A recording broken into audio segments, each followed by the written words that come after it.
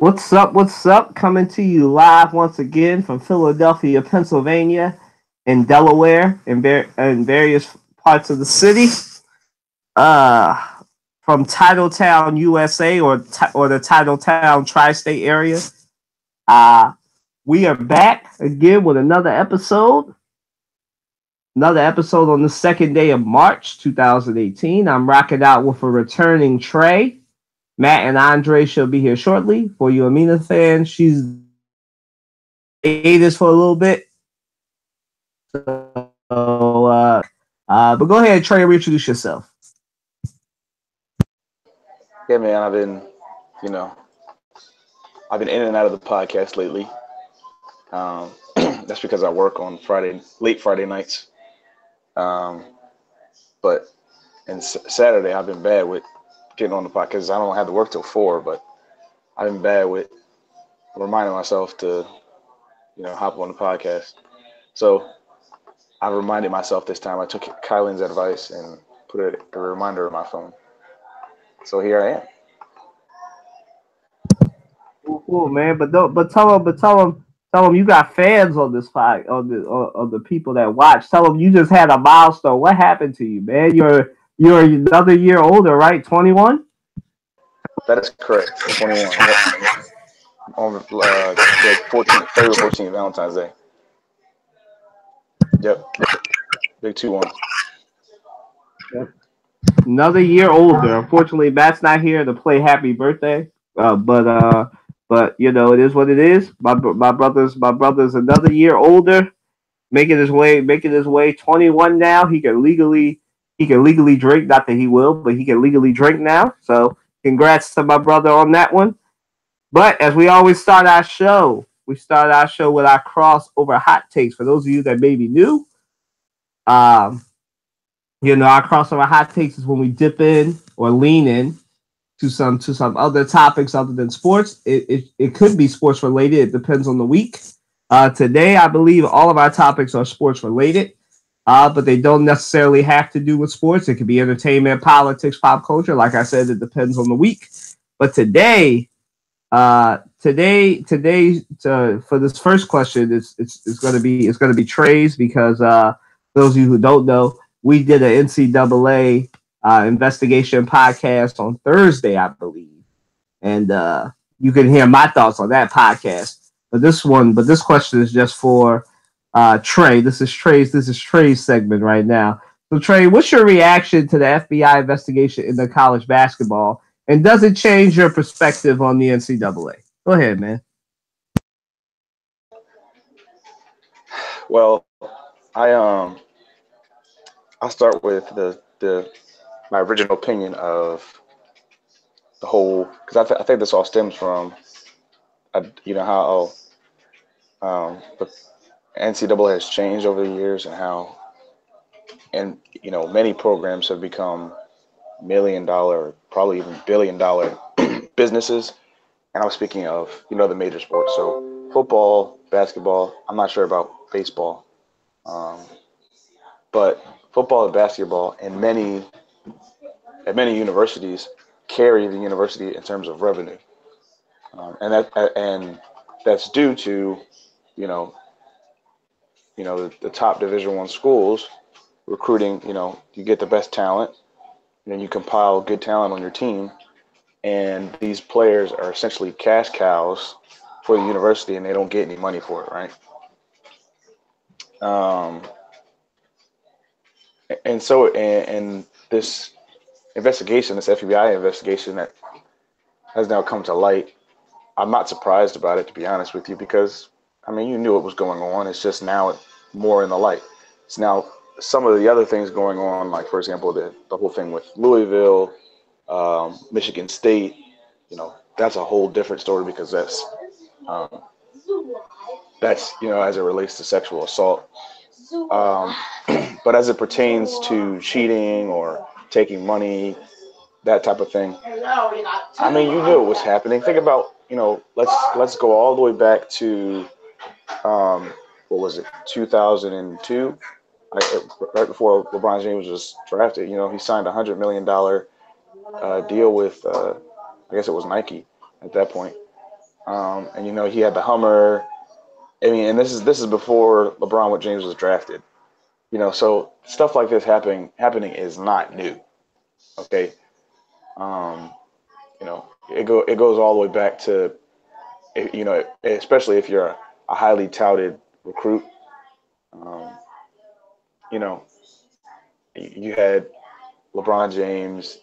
We found out that DeAndre Ayton actually took $100 million from, I guess, an agent or whoever in order, to ensure. And the reason the money was given to him was to ensure that he would go to Arizona. And then you have players like Sharif O'Neal and I believe another point guard decommitting from Arizona because of the whole, scandal going on there with the coach. Um, and I think all of this stems from the fact that these kids are not getting paid, and so and um, they're viewed as amateur players. When in reality, you look at some of these talents, and um, you look at some of these talented players. DeAndre Ayton. I'm not blanking on names, but a lot of these players that are going to go in the first round, or in the lottery.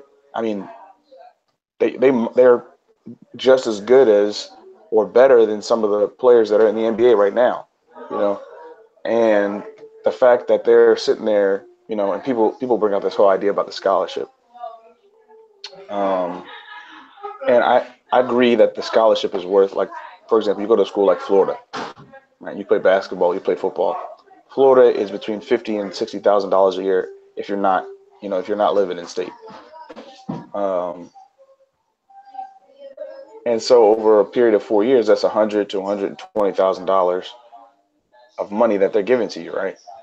However, that doesn't account for, the scholarship does not account for general, just because you have a dorm on campus doesn't mean that there's food in the refrigerator, you know, doesn't mean that, it doesn't mean a lot of things for these students, it doesn't mean that it doesn't pay for their car.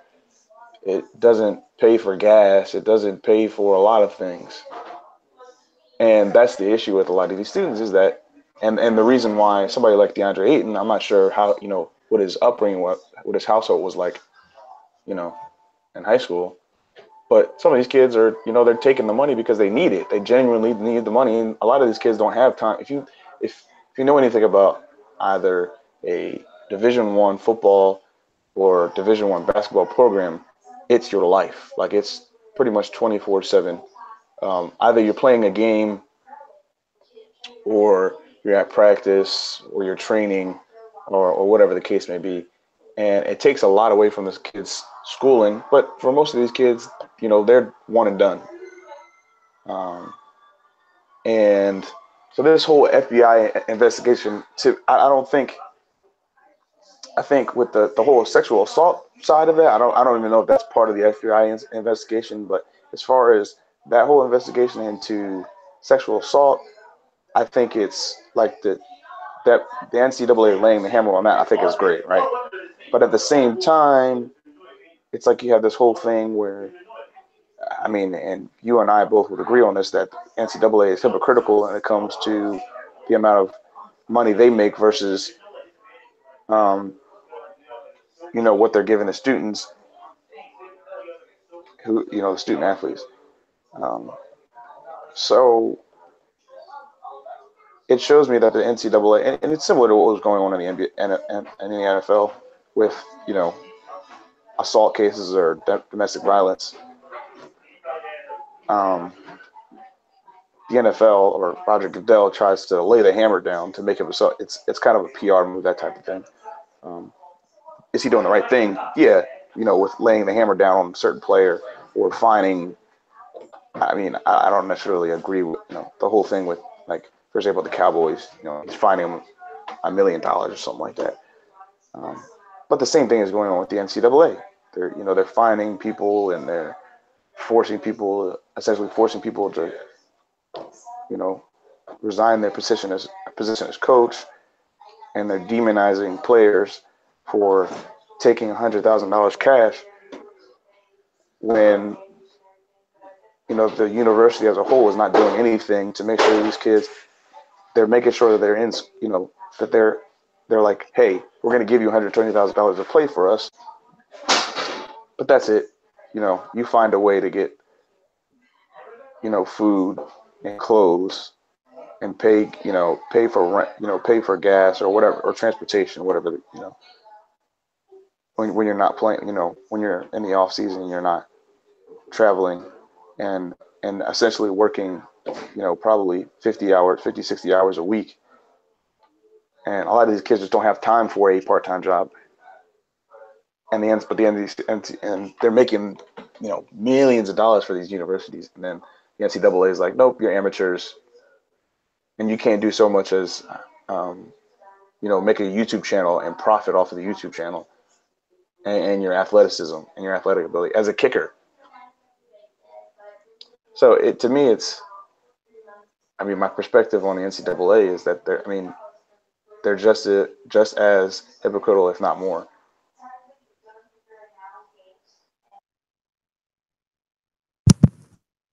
All right. So Dre's joined us since then. So we're gonna move on to our next question. All right. So guys, does Lamar Jackson's NFL Combine treatment show a bigger problem in the scouting process? For those of you that don't know what I'm talking about, Lamar Jackson has been asked. Now he's the QB out of Louisville, a Heisman Trophy runner-up and a Heisman Trophy winner. He's been asked by some teams that have yet to be named to try wide receiver. Hold up, Dre. I'm not done. I want to explain it first. It's hard to hear you. Dre, nobody can hear you. Mute yourself. You're not clear. You're not clear yet. So yeah. So for those that don't know, just to explain this better, before I let Andre go, once he fixes his tech or whatever was going on with that, because it sounded really, really blurry. Yeah. So he's been asked to try out as a wide receiver, and he said, and I semi quote because I don't remember his exact quote. His exact quote was, he wants to be a quarterback. He's not trying out as a wide receiver, and any team that wants to work him out will work him out as a QB. Yeah, that's what we're talking about. So, does his treatment, being asked to, go do some wide receiver drills, does that highlight a bigger problem with the scouting process? Go ahead, Andre, if you fix your difficulties.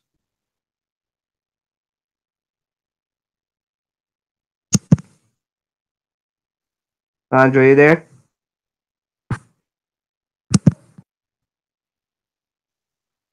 I guess not. Go ahead.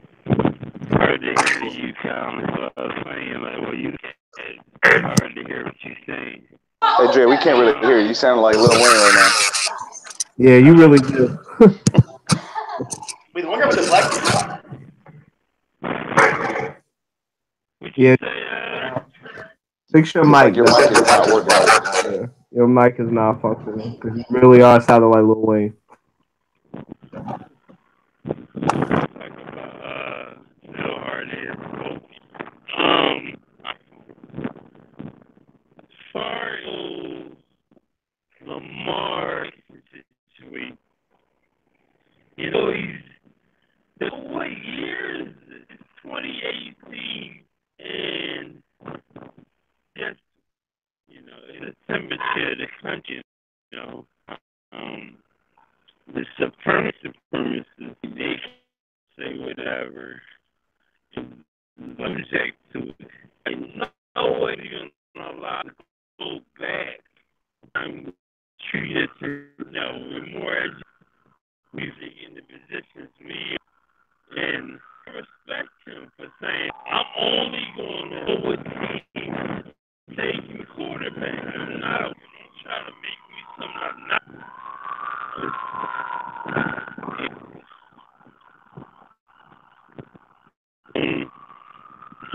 Yeah, it's respectful. You can come at this man like, no way in the world should they be going on whoever trying to stop the way. Like, no. This young man hard to get where he is. He was a healthy one. So I was just like the high one. Like, we see even just that statue alone.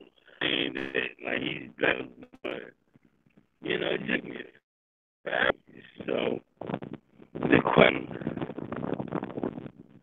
the treatment show of in Scotland, yes. Is that, anything else, you know, it amazes me. Never ceases to amaze me that how gonna be. It's like, yo, listen, if I could win, all that should matter.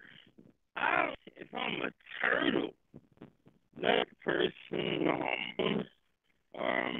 purpose, just let me play. Let myself, you know, men lie, women don't. Like, those are the nuts go with that.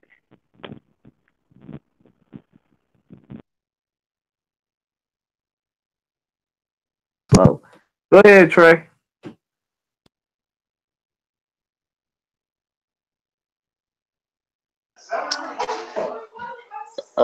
What was the question again? What was the direct question? I'm trying to. Lamar Jackson.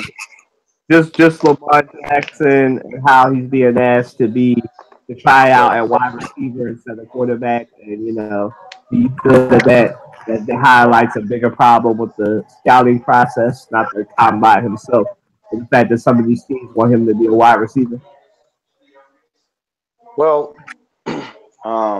ironically, we've seen this before with, you know, a number of quarterbacks.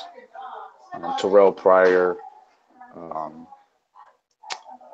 You've got Lamar Jackson now. They're questioning whether he, should play quarterback. That's so true. They also You had the situation with, Tim Tebow, where, most people said he couldn't play quarterback. Said, maybe he should play tight end or fullback or something like that, or maybe even play linebacker on defense. And even, I don't know if you guys remember, but back in 2010, I think it was, actually one of my classmates at Red Lion David Sills got offered, a verbal scholarship to USC to play quarterback. I don't know. Fast forward, he ends up going to West Virginia. They had already started recruiting. They already had a starting quarterback, and it was like a 3-quarterback race, or it became a 4-quarterback race when they recruited. When he went to WVU. Basically, they said, we don't need you at quarterback right now. Gave him the opportunity to play wide receiver, and he left, went to a junior college for a year, came back, and last year he led the nation as a wide receiver in touchdowns, right? So you've seen kind of both sides of the spectrum where you've seen a quarterback go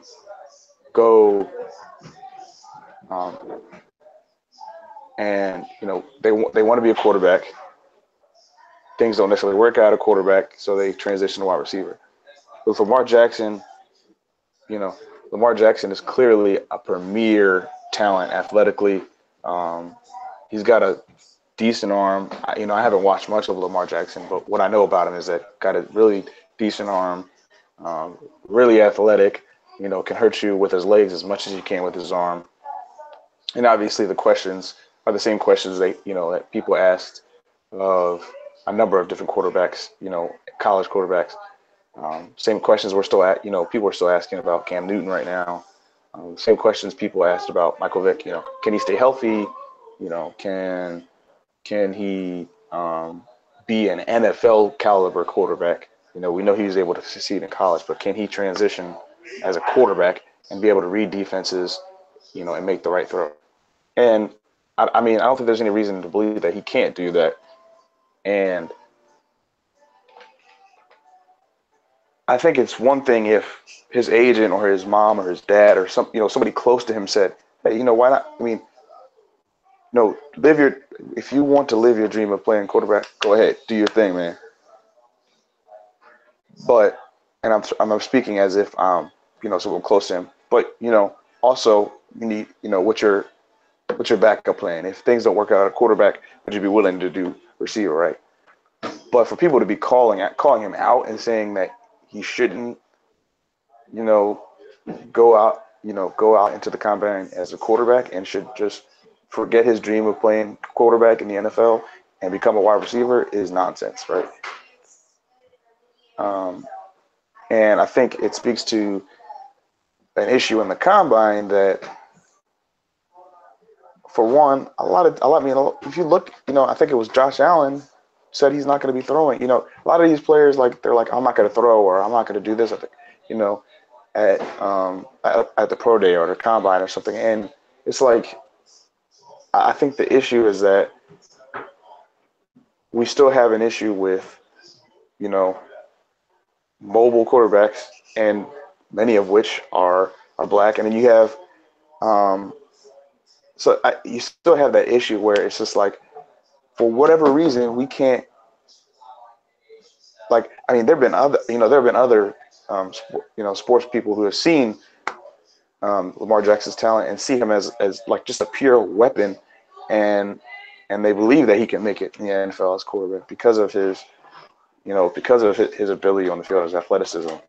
Um, but then, there's people who are like, nope, he's probably not an NFL caliber quarterback. And to me, it's like, the typical quarterback in the NFL, or what teams tend to look for, is a guy with a big arm, can read defenses, he's got a personality.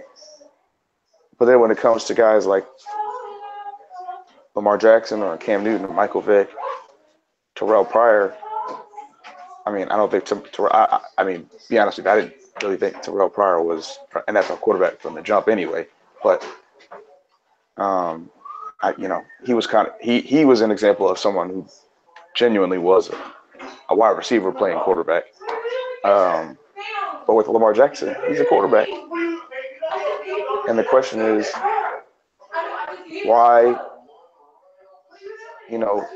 why is he going to the combine and having to deal with people saying, he can't play quarterback, he can't do this, he needs to be a wide receiver, when he knows what his abilities are of a quarterback, as a quarterback, and he's the one who's been working hard, training and practicing and doing and doing as much as he can to be the best quarterback he can possibly be.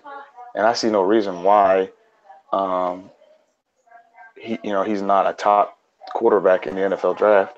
Because, and if you look at reports on the top quarterbacks in the draft, he's towards the end of the list. You got guys like Josh Allen. What's the other guy?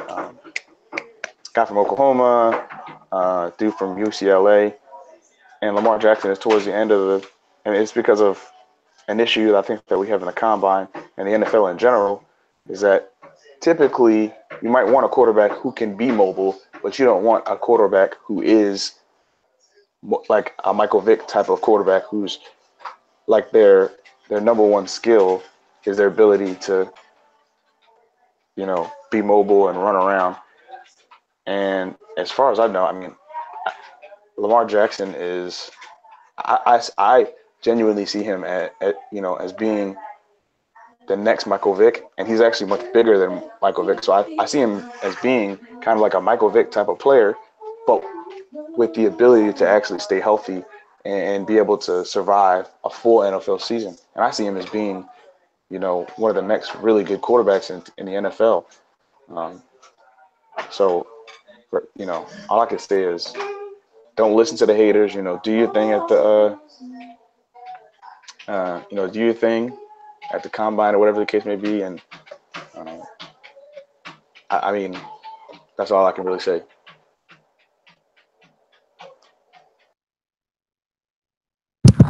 Fun fact of the day. God.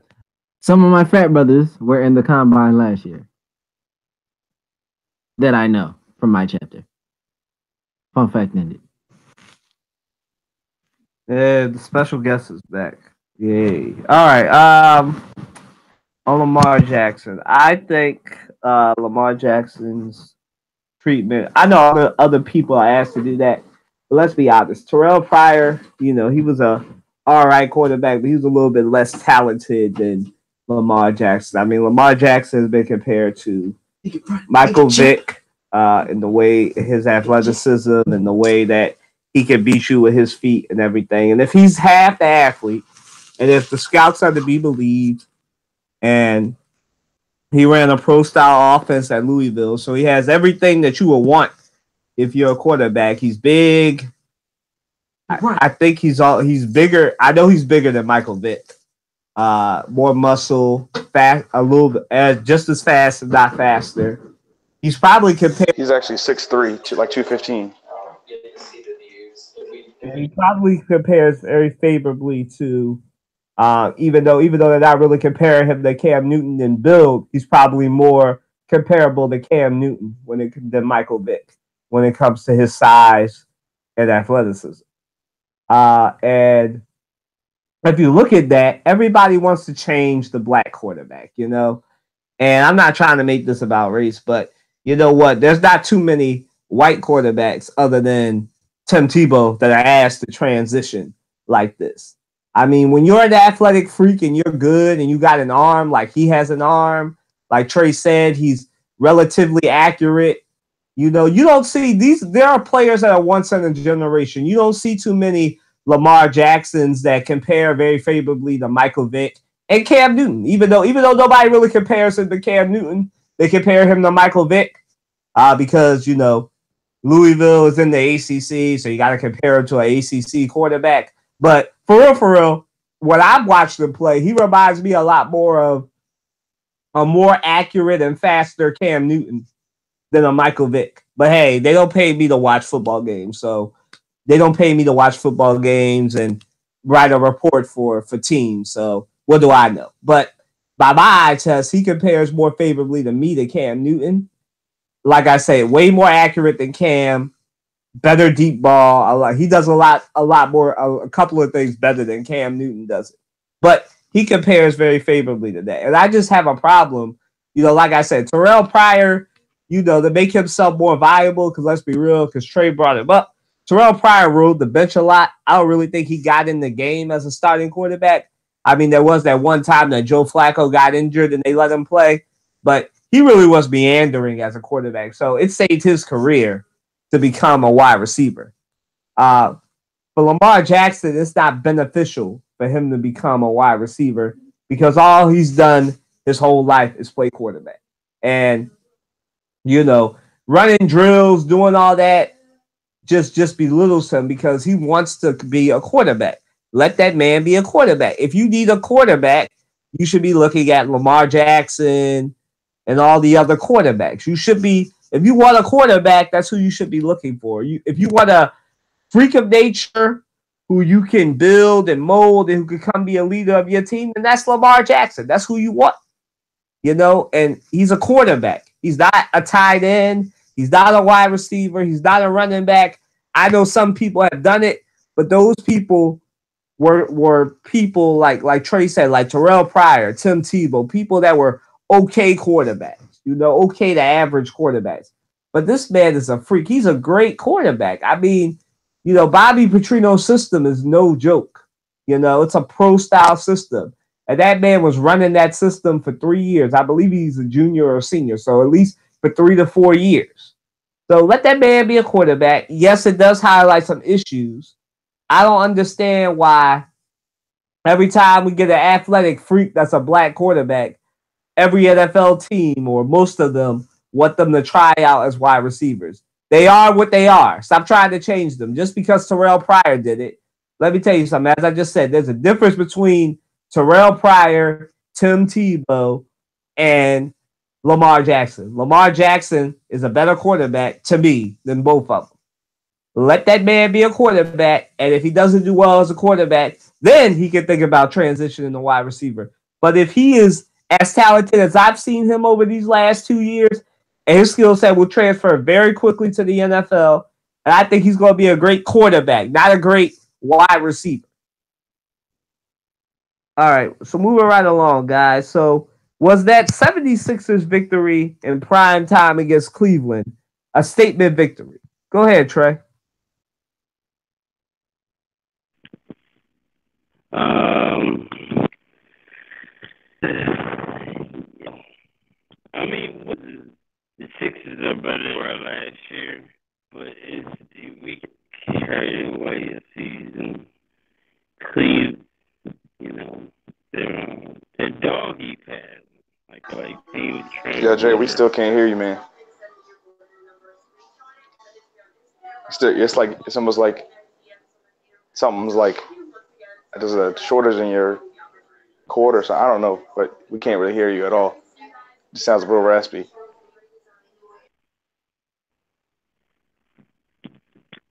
Yeah,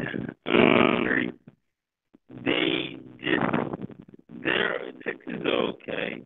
We gonna see what Sixers really are. Sure, they are, and as Charles said, in the playoffs, the game man, you can't run a game. You can't run. I mean, you can get great games, but the defense up. So the defense she in the regular season you're gonna see in the playoffs, everybody is when they go home. So you get and everybody like fresh players to the starters are up and show you what it's really about, and then they win their championship. It's never like teams are never year to year. Guys get travel team, some guys on the contract year, they might sign with another offer. But the Sixers are still, 16 with the new pieces. But you can't make a big deal. You can't. You just got to agree with so.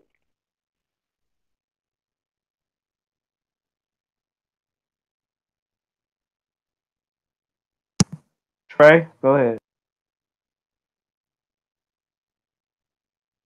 Um, I don't think it was so much of a statement victory as it was just a win over a great team. Um, I think if you look at the Sixers record, they're 34-27.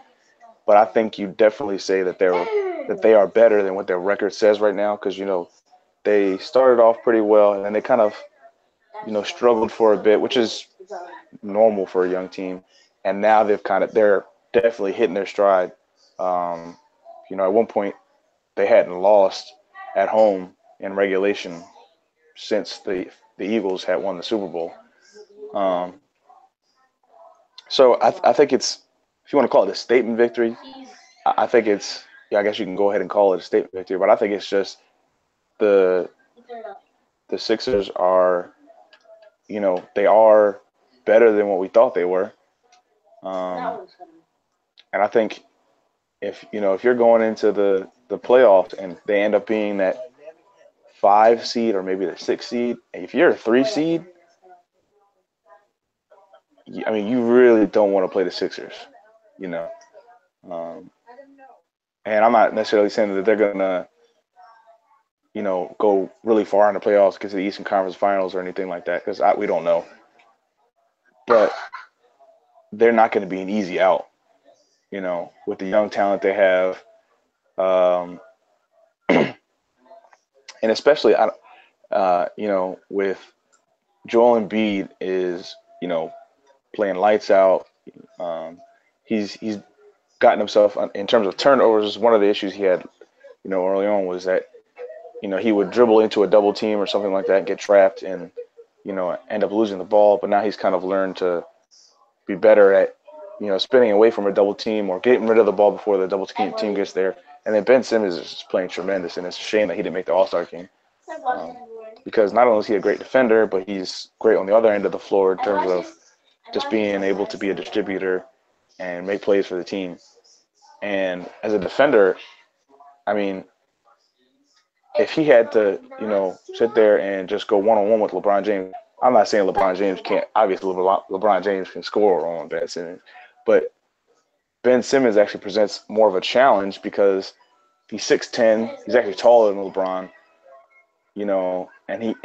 He's more lengthy. So there was a play against the Cavs where on an inbound where, and I mean, you guys have probably seen it before. LeBron is, the defender is on his hip, kind of blocking his vision from getting the ball. And usually what happens is whoever's on the inbound can throw the ball over their head and grab it. And, LeBron can then, start the play or whatever. But what happened was because Ben Simmons was on him, he's 6'10", he's really long. Ben Simmons was able, and he's big enough that he can kind of hold his own and didn't allow LeBron to kind of push off of him so he could get the ball, the lob pass from on the inbound.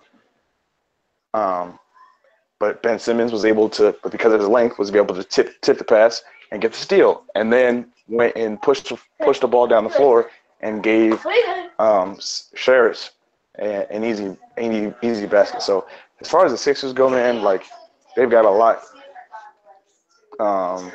to look forward going into the playoffs, because if you're, if they end up at that 5 or 6 seed, or let's say they struggle a little bit and get down to that 7 seed, as a 2 seed or a 3 seed or 4 seed, I really don't want to play the Sixers right now.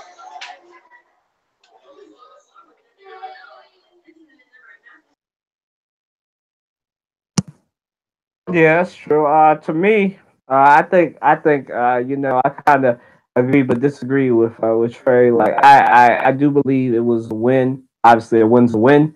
But I believe that this was sort of a statement win for them, because and here's why I say that. They had just lost. They were on a 2-game losing streak. One of those games they truly lost it, and the other game it just was Dwayne Wade being Dwayne Wade. And they needed a big win, and they got the big win that they needed. They played Cleveland, and I feel for me this was the first game where wire to wire I felt like the Sixers were in control. Like this was a game that I feel like prepared them for the playoffs. Like they didn't choke away the game, and to their credit.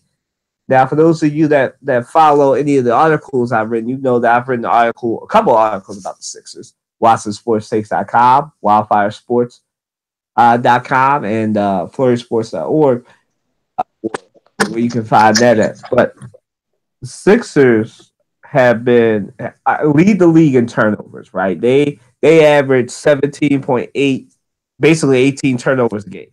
But the last game against the yesterday's game and the game before that, they've been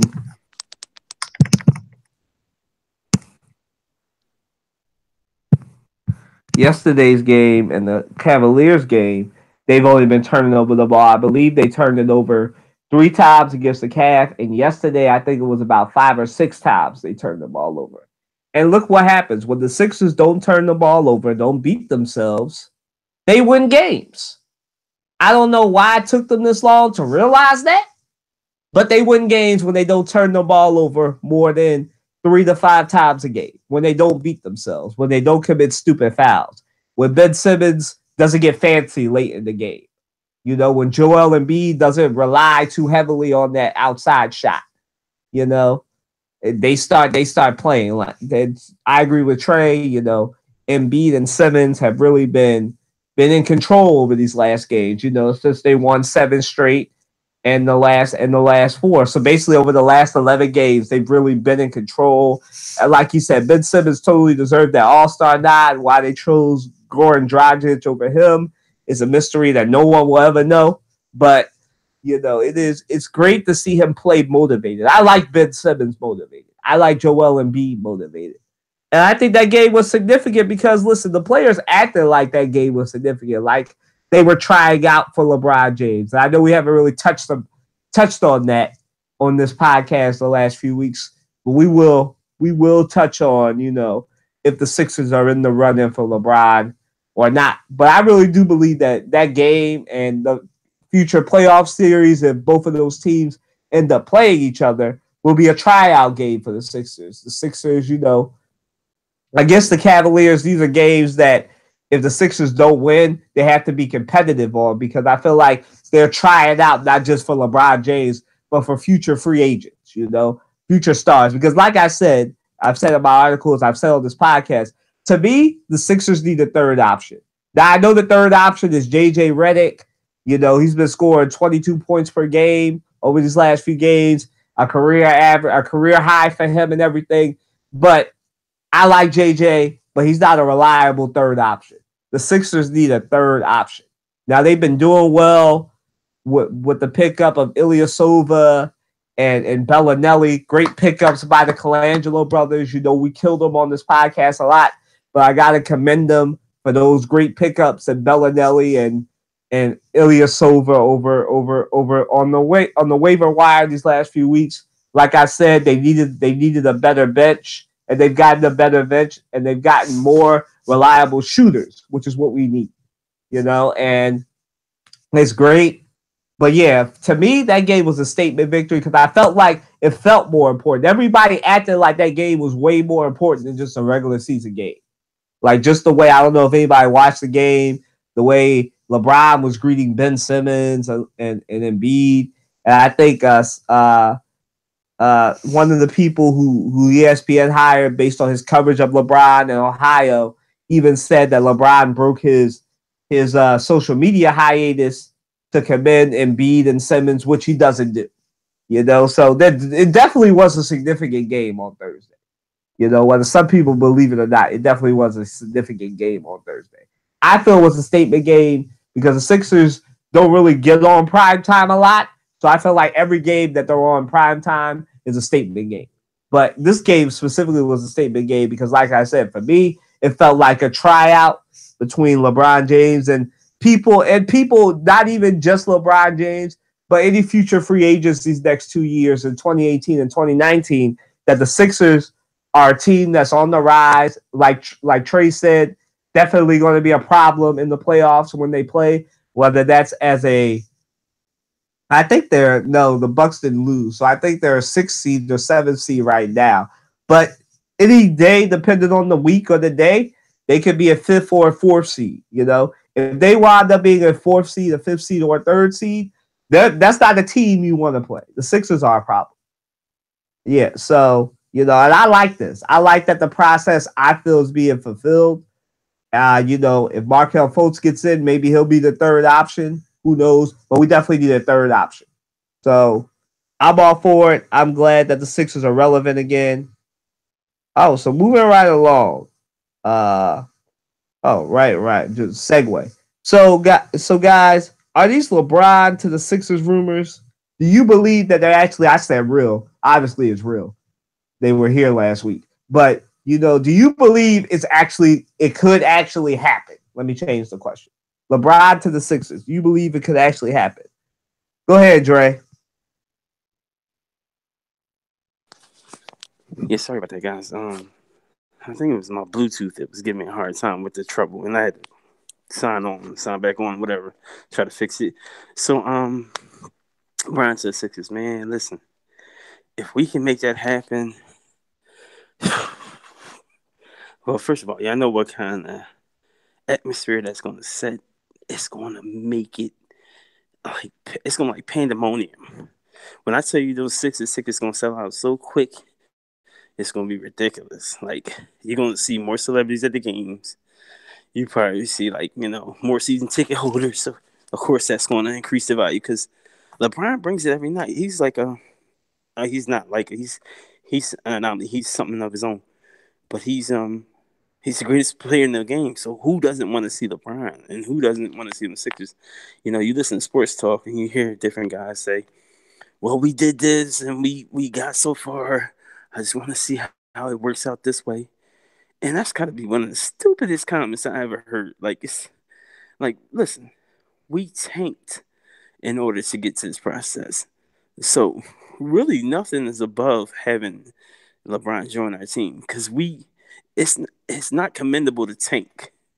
What's commendable is for your team to play hard in whatever draft pick you get, whether it be first, the number 1 draft pick, or it be 5th round draft pick, that you make those guys into this super team or this all-star team that can compete for championships for years to come. That's commendable. Not tanking and then getting a team and then saying, we don't want superstars because we tank to get these players. Like, what? That doesn't even make sense. Like, you can't do one sin and forsake others that sin just like you do, basically, because you're sinner just like they are. So it's like, what's one more sin going to do? Like, and that, I know that sounds kind of weird to say, especially as a Christian, but dude, like, you are part of the problem. Like, you are. I don't even want to say part of the problem, but I want to say you part of that new generation of basketball. So you gotta embrace it now. Where as though you need to get a superstar, whether it's from his home team or he's been traveling the teams to win championships. You can't just win off of guys you just. I mean, you can.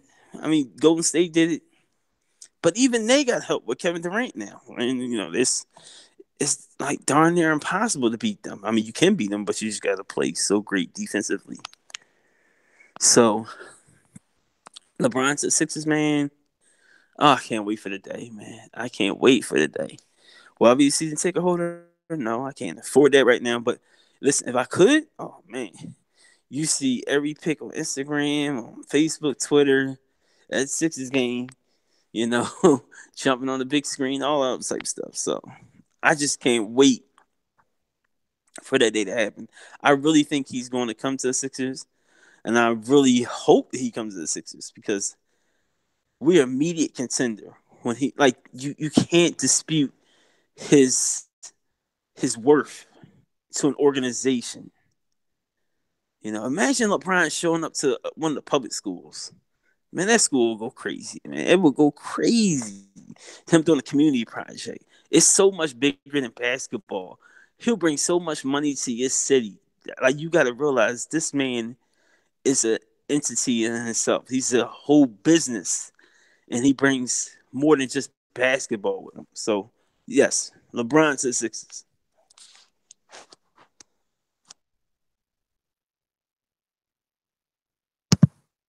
Go ahead, Trey.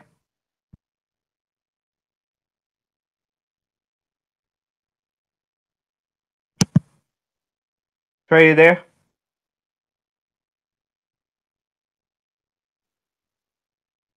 Yeah, I'm here. Sorry, y'all. I mean, for if LeBron James were to come to the Sixers, hey, that's great, right? But I kind of almost want to see it. I wouldn't be opposed. Like if LeBron James comes to the Sixers, great. I'm not saying like I would not. If LeBron James leaves, he opts out of his contract and he tries to go elsewhere in the offseason. Like, I'm not saying I wouldn't tell the Sixers to go after him, but at the same time, it's almost kind of like signing LeBron James or getting LeBron James in the offseason would kind of be almost a betrayal of the process. But I mean, if the Sixers can get LeBron James and they can make that work, I say, hey, go for it. But when I say I feel like it'd be a betrayal of the process, I feel like I don't think it would hinder like Joel Embiid, Ben Simmons, those guys from developing as players. But like they obviously they take a back seat to LeBron James. But if that means a championship for the Sixers, I'm willing to. If I'm Joel Embiid, I'm Ben Simmons, I'm Sherrich, I'm Robert Covington. I think I'm willing to take a little bit of a back seat to the greatest, if not the second greatest player of all time. So, and there's been rumors that his wife has been in Philly looking for schools and stuff. You had the billboards, and then earlier, I think it was yesterday or earlier this morning, Cleveland actually responded, to the billboard that Philly put up in Cleveland. And I mean, who knows whether he is? I mean, because I highly doubt at this point that he's made a decision to go to the Sixers. I mean, if you think about it, typically LeBron James is kind of late when he's making these decisions.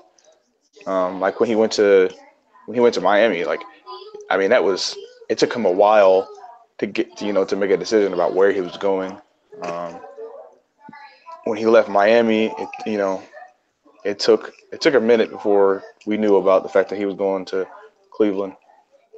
Um, but if LeBron ends up on the Sixers, and I think it's possible, I do think Sixers are one of the options, clearly, because he likes the fact that they're young and have a lot of promise. And I mean, I know what LeBron thinks that he has, 5 years left or so.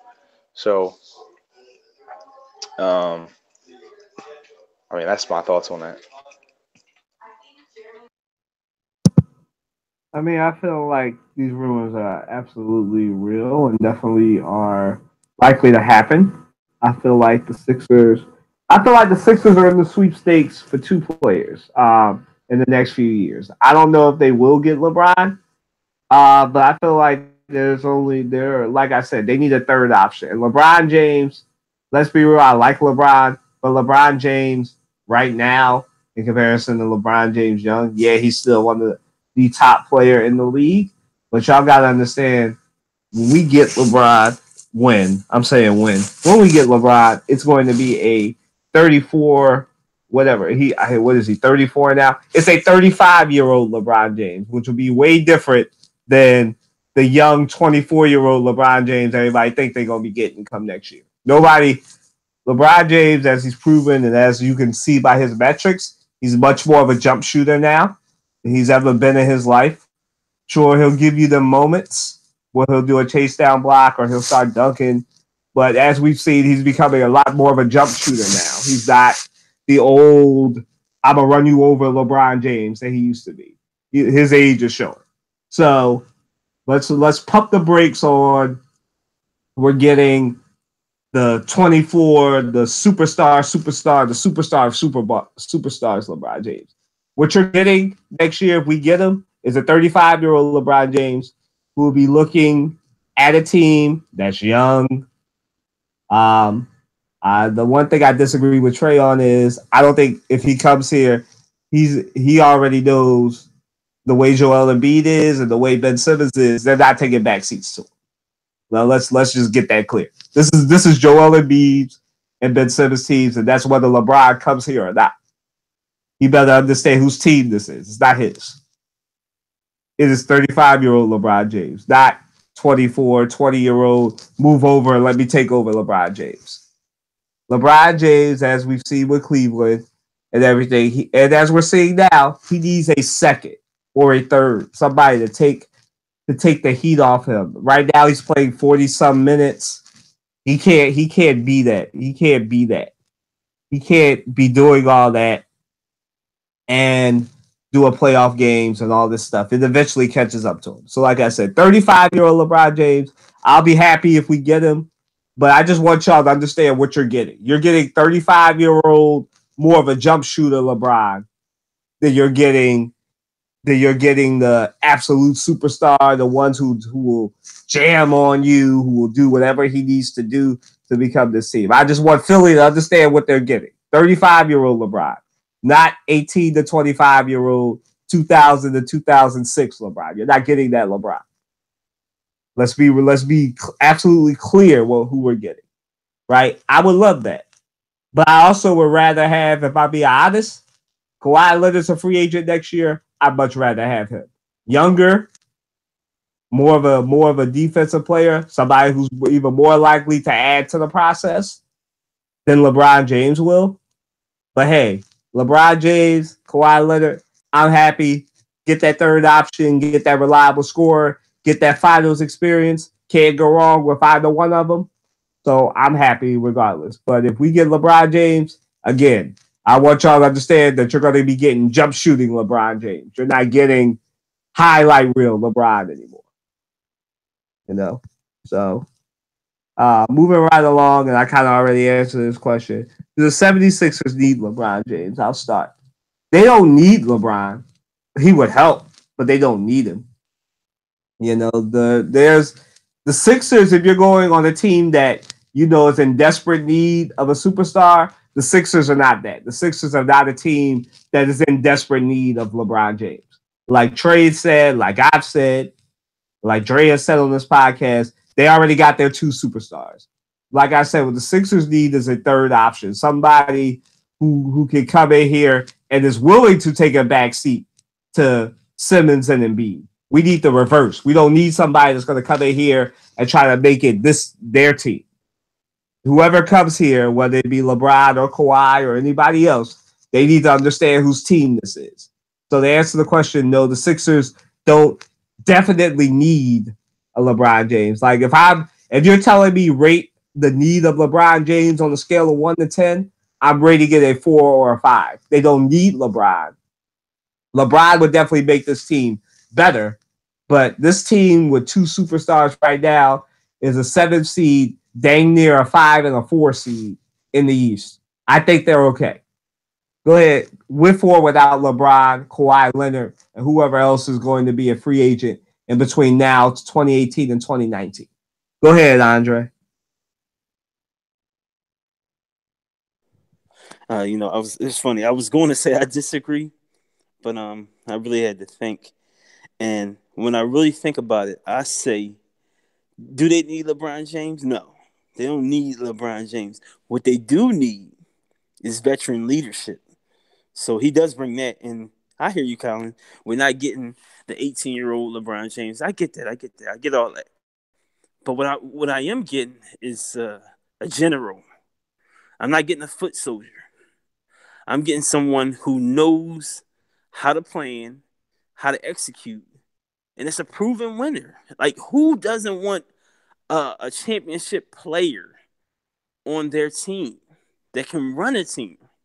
It's basically a coach on the floor. It's essentially like just like having like a Jason Kidd on your team or a Kobe Bryant. But Kobe's more of a he's really going to let you know this is my team.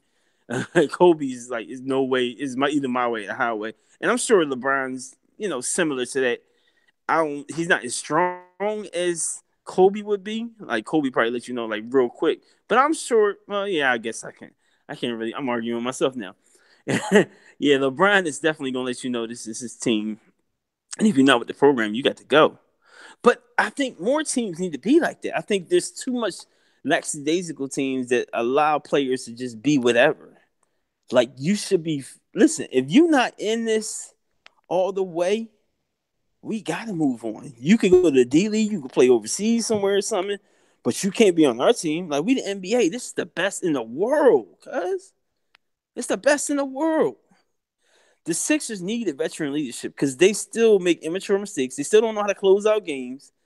They still need a go-to scorer other than Embiid. Ben Simmons can get his own shot going to the basket, but a real smart defensive team can shut kind of Ben Simmons down because he can't shoot. He's only got one way of scoring. It's either getting to the basket. If he could shoot, then he'd be a bigger threat. But since he only gets to the basket, he's a two-time threat. So he's a threat that he can score once he gets in the lane, and he's a threat once he gets in the lane. He'll draw other defenders, and then he'll kick it out, and somebody's open. So that's the two ways he's a threat, because he can pass the ball, and he has a vision for the game like most players don't have, which is similar to LeBron James. But the Sixers don't need LeBron, but they definitely need a veteran player. You name an NBA championship team that hasn't had veteran leadership. You couldn't. You could not name one team, even Golden State. Andre Iguodala is a vet. He's been in the league much longer than Stephen Curry and Draymond Green and Klay Thompson and all those guys. Like, every championship team has had some veteran leadership because these guys know the game. They know the playoffs. They know the temperature. They know when to turn it on and when to turn it off.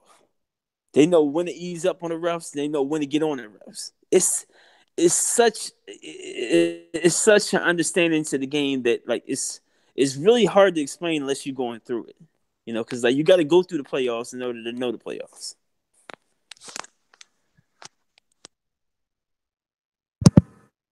Go ahead, Trey. Well, yeah, I'll just piggyback what I was saying before. I don't really think the Sixers need. I think that's where the whole idea that I was saying about. I feel like the Sixers getting LeBron James kind of betrays the process in a way. I do agree with you, Dre, that um, that's you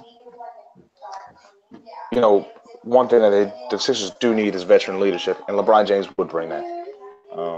So if you think it from that perspective, then then great. Um, and I don't think they need it. Like the player they need doesn't necessarily have to be LeBron James. The player they need, could be another veteran, another savvy veteran, you know, who's got playoff experience or something like that. Because right now they really, I mean, the only player I think on the team right now that has any major playoff experience is JJ Redick. Um, and as much as I like JJ Redick, he doesn't really have any. I mean, when he was on the Clippers, they never really had any real success in the playoffs. So I think what the Sixers really need to look for in the offseason, and if that ends up being LeBron James, what they really need to look for in the offseason is veteran leadership. And if that ends up being LeBron James, then cool.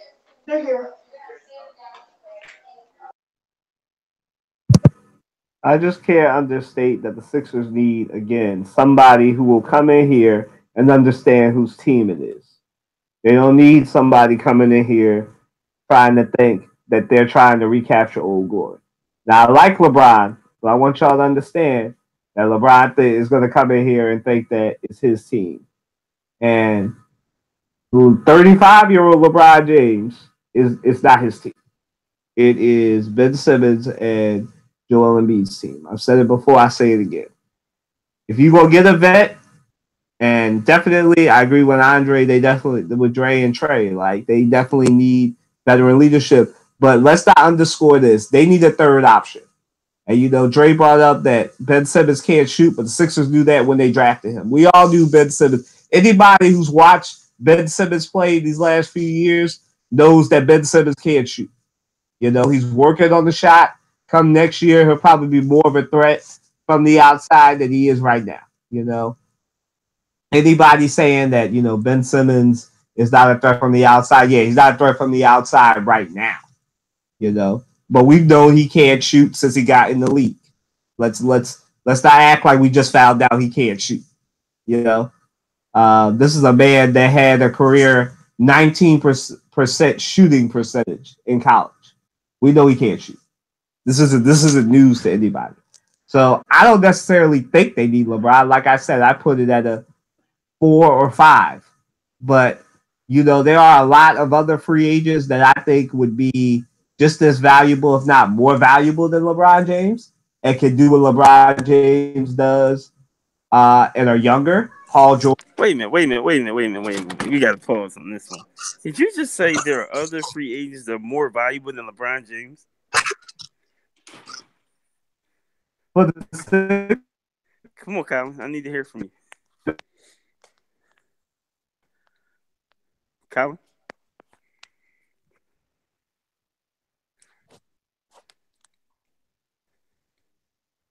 Whose team it is? Say that. Whose team is it? It's Joel Embiid's and Ben Simmons' team. I need somebody who's willing to come in here. Option. Yes, LeBron James provides veteran leadership. Like I said, I would love to have LeBron, but I need him to understand whose team it is. It's not his team. No, but you didn't answer my question. Who's a better free agent than LeBron right now? For the Sixers? That you would take over LeBron. For the Sixers? No. For the Sixers. For Sixers. Go ahead. For Sixers. Only answering it, like I said for the Sixers. LeBron James is not what you need for the Sixers. Even you agreed that they don't need him. Yeah, I say they didn't need him, but I'm saying who would be better. I don't think there's nobody better, to be honest with you. I do. Paul George. Paul George is a way Paul George better. hasn't won a championship. So how can he be more valuable? We're not talking about championships. We are. That's what it's all about. That's what it's all about. Winning championships. Listen, obviously that's what it's about. But for the Sixers, they need a veteran presence, somebody who can get their own shot, somebody who can provide that leadership. Paul George has playoff experience. It's not like you definitely what you just said is what the Sixers need. They need veteran leadership, somebody who can get their own shot, create their own shot. Paul George can do that. Like, there's a lot of people that are free agents that, to me, for the Sixers, create more of a value than LeBron James. So let me ask you this. I agree with you, LeBron. So let me ask you this. Go ahead. If you were a gambling man and you had to put all your money on whether putting LeBron James on Sixers or Paul George, who would you put your money on? Listen, it's all 50. And you only got 1 year to do it. Well, I'd probably put it on LeBron coming here and Paul George. But okay, you proved my point right there. Man. But listen, what I'm asking you in the question, and I'm gonna keep asking you this because you've already said it. Who do the Sixers need? They don't need somebody coming in here thinking it's their team. You want veteran leadership, right? And I just said you can get that on the market without getting LeBron James. You can get Paul George. I'm sure there's other people that'll create the same type of value that wouldn't come in here and think it's their team. I made this point. I agree with you. They don't need to come in knowing it's their team. But I would just want to prove the point that he's the most valuable free agent right now, period. There's no argument to that. For every team, that's not the Sixers. Like we said, the Sixers don't need him. You keep forgetting that I've already said the Sixers don't need him. He's a valuable free agent for everybody that's not the Philadelphia 76ers. I keep saying the only reason he would come here is because of our young talent and Ben Simmons. He would come here to train Ben Simmons and kind of pass the torch. That would be the only reason he would come here. For the Sixers as a team, no value to win here. He's got a window to win real quick. He wouldn't go to a team where he would be building for years to come. He wants to go to a team that he can win right away with. Period. There's no because he's got more time behind him than he has ahead of him. There's no guarantee that he will win with us. I love your thought process, but there's no guarantee that he will win with us. No, there's no guarantee. The Warriors and the Rockets. But when you are LeBron James, when you're Kobe Bryant, when you're Tim Duncan, when you're these caliber of players, you don't get to where you get to without believing. So he would already have the faith. So that's not the question. And I understand that, but what I'm saying is this. We just got through saying that the Sixers don't need LeBron James. So if you're asking me, the Sixers, that's just like... Yeah, my question wasn't, do they need him? My question was, he's the most valuable, period. So that's... Because you said something, he wasn't the most valuable. And you said it was more people valuable than him. And I disagree. Let me be clear on what I'm saying. I'm saying he's not valuable to the Sixers based on what I said, that they don't need him and what you said. They don't need LeBron James. I didn't say they need him. You keep going back to the need. I never said nothing about they didn't need. I said he's the most valuable player right now. Andre, I didn't say anything about the need. Before all that, you agree. You were going to disagree with me that you were going to say that they need the Sixers need LeBron. We've all said they don't need LeBron. Yeah, they don't need LeBron. So this is what I'm saying. He's the most valuable. That's all I'm saying. That's all I'm saying. You're saying he's the most valuable for every team. I'm saying he's the most valuable for every team but the 76ers because the 76ers don't need him. We're going to have to agree to disagree on that one. Right. He's not. To me, he's not. We just said the Sixers do not need LeBron James. Yeah, just because you don't need something doesn't mean it's not still valuable. It doesn't lessen the value of anything. But listen, if you're adding, this is what Cleveland. If you're adding LeBron James to the detriment of your future, you don't need LeBron James. He's not the detriment of your future. You make it seem like he's a black hole or something. He is the detriment. I'm saying this because I'm totally disagreeing on that. Okay, listen. Let me make my point then. Okay. Look at Cleveland, right? Cleveland is going to be a wreck. They've already traded away their future in Kyrie Irving because he didn't want to. I think he already knows LeBron ain't staying, right? So if LeBron leaves, let's be real. Look at Cleveland. What do they have? They mortgage their future, and I like LeBron, but you have to understand what you're getting with LeBron James. When you get LeBron, you're not going to be in your top draft picks. You're not going to have a chance to get future players for your future. Like I said, I keep saying this. He is 30. He is going to be 35 next year. You're not getting the same LeBron James. You're getting him for a year. for a year to 3 years. That's what you're getting LeBron James with. So for that year to 3 years, you might have a team that's a mess after he leaves or after he retires. So again, I want LeBron James, but the Sixers don't need him, especially if they're going to mortgage everything to get him. Because you got to get LeBron, you got to clear your cap space, you're going to lose valuable players. I know you don't think that there's any valuable players on the Sixers besides not named Joel Embiid and Ben Simmons. But I'm telling you, they're going to get rid of that team to the detriment of him because you got to create the cap space for the max contract. Embiid already has a max contract. Ben Simmons is coming up for a max contract because he's in the second year of his rookie deal, so they'll have to re-sign him soon. So it's a lot of stuff that you're going to be doing if you get LeBron James. I know a lot of teams want LeBron James. That's great. But again, the Sixers are the one team of the 30 that do not need LeBron James, in my opinion. You think they need him? I don't think so. Right? He's valuable to everybody. He creates. No, you putting words in my mouth. I didn't say they need him. I said he's the most valuable. That's all I said. Right, but I'm telling you what you said before. You agree with me that they don't need the Sixers. You also say that he's valuable. You think he's valuable to everybody.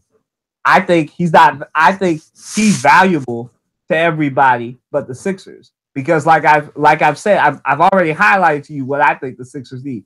They need a third option. They need vet presence. They need somebody who's been in the playoffs, and they also need somebody who will come in here and be willing to step aside for the 21, 22, 23-year-old Ben Simmons, a 25-year-old Joel Embiid. They need to understand that this is not their team. LeBron James is a lot of things, right? I like LeBron, but I don't think he's going to be able to come in. Join the team and it's not your team. These are my teammates. It is my team. I might not be the focal point, but this is my team. So you don't lessen somebody's value because there's two guys here that's great. No, you say we're all part. Just like Stephen Curry said when they met with Kevin Durant. He said, no, we want you. You be a part of us. Not that you take a back seat to us, but no, you are part of the forefront. Listen, I'm not saying he needs to take a back seat. I'm just saying somebody's gonna come in here and realize that you're only here for a little while. Like you're 35. He's only here for a little while. He's not in the long-term plans. Let's be honest. If they get LeBron James, and I think Trey was trying to make this point too. It's only for the short term. It's not for the long term. You know, the long term future, and that's fine. But the Lakers knew that when they got Gary Payton and Karl Malone, they could have cared less. They just wanted to win now. But that's what the Sixers need to win now. We don't need to keep waiting for years to come. You know how long it's been since we won a championship? 1983. That's a long time. Listen, I'm not saying they need to wait, but what I'm saying is this.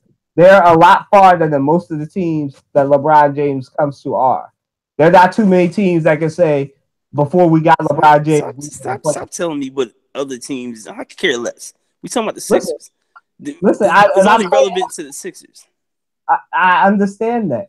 What I'm telling you is this. They don't.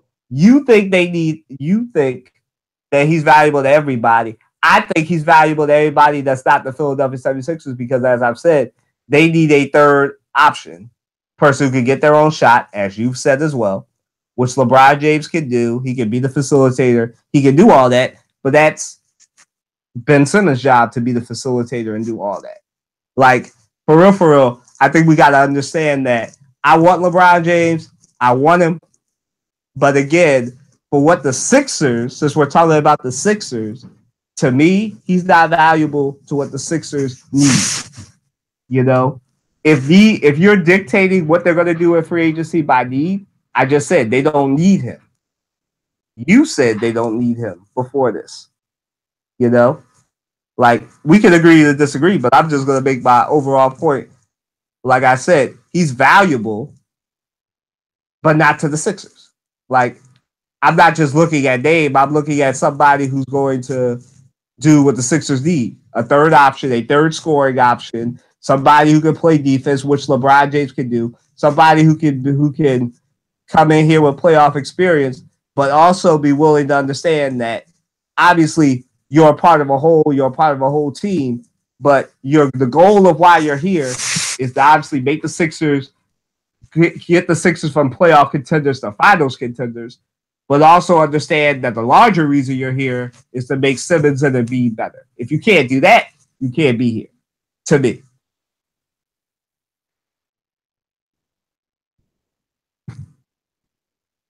So moving along, then He's gonna make the Sixers better.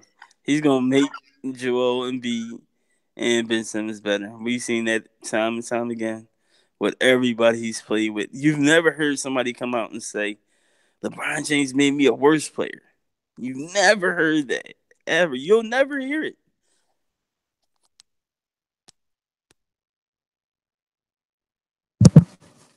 first of all, see now you're putting words in my mouth. I never said that he wouldn't make them better. What I'm saying is the Sixers need somebody that's going to come in here, play some defense, be a third option, or the second option, depending on what your opinion of Ben Simmons' ability outside the paint is. First of all, And you don't ever go to a team saying that you're a third option. No. We say if because now it's about ego. You talking about third option? No. Whatever's helping the team out the best, that's the first option. That should be the mentality of the team. Not that Joel Embiid is so great that he has to be the first option all the time. No. If LeBron is having a better night, he's scoring better, he's getting to the basket easier. It's just the team's just flowing better through him. How could you not make him the first option? That'd be like the stupidest thing in the world. It'd be just to promote ego. That's all. But it's not about one person. It's about a whole team effort. okay, obviously it's about the whole team, but I'm saying in the grand scheme of things, you obviously need to understand. Am I saying that LeBron James can't do it? I'm not saying that. But what I am saying is the Sixers have a definitive need of a veteran presence who can get their own shot, play some defense, and will fit into their system. LeBron James can do that. I'm not disagreeing with you. But like I said, for what the Sixers need in 2018 to 2019, after the season, LeBron James to me is not a need. LeBron James is a want. That's what most of y'all want. That's what we want. We want LeBron James. Will he come here? That's a different kind of question, you know? And like I said, he can definitely do everything that I just said. But again, for what the Sixers need, somebody who can come in here, be a vet presence, get their own shot, have some leadership. I feel that there are teams to me like Just telling. Basically, what you basically saying is you don't want nobody to outshine Joel or Ben Simmons. That's no basically what you're saying. what I'm saying is You want them to take a backseat to them too. No, I want a third. No matter how great they are. No, it's not. I just said that they can get LeBron James, but they don't need it. No, all right, let's take LeBron out the equation. Let's just say anybody. Whether it be Kawhi Leonard, Paul George, Carmelo Anthony, whoever. Isaiah Thomas, whoever. Any name. You just throw out there. You keep telling me that they got to be a third option. They don't have to be a third option if they are good for the team. Would you agree or would you disagree? Well, obviously, on a given night, it can be anybody. It can be any So and stop everybody. saying third option then. Because then you making it. Because all you making it. In the grand scheme of things, obviously, nobody's going to say you're the third option. But I'm saying how everybody's going to look at them is, again, whose team is it? Doesn't matter who they get in free agency. I don't give a damn who team it is. It could be Michael Gordon team. It could be the janitor's team. As long as they win, that's all I care about. Well, listen. I care about them winning too. But answer the question though: whose team is it? Before anybody comes here, whose team is it? I'm not going to answer that question because I don't really care whose team it is. I'm honest about that. I just want them to win. Period. Obviously, we all want them to win. We're all Sixers fans.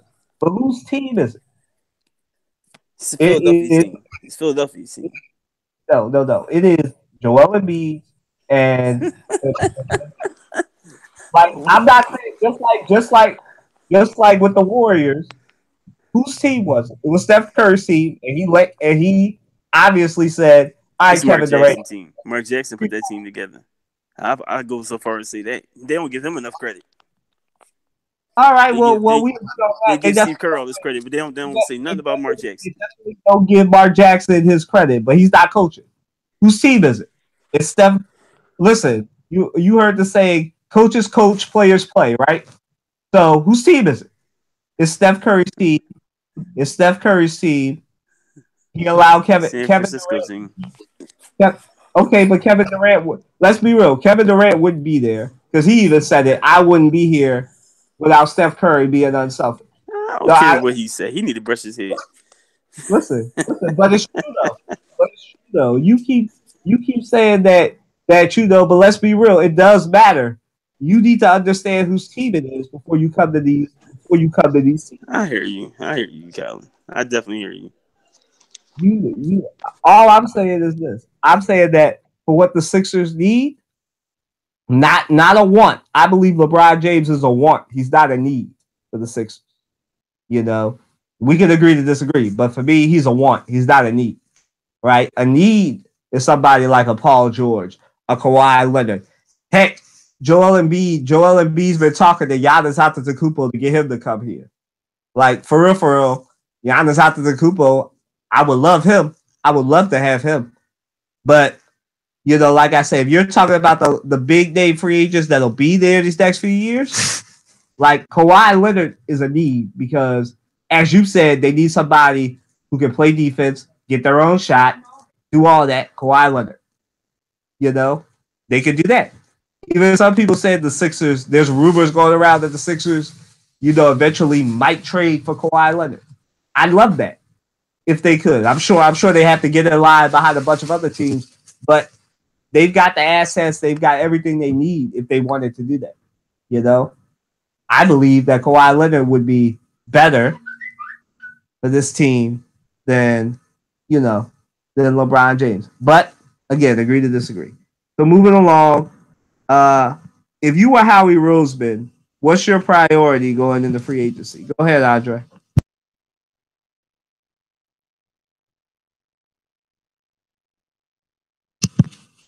Dre, you there?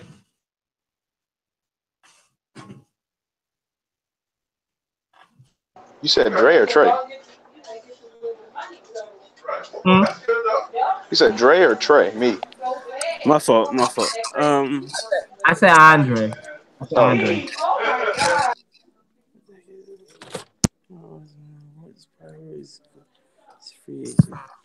So, if you were Howie Roseman, what's your priority? Go ahead.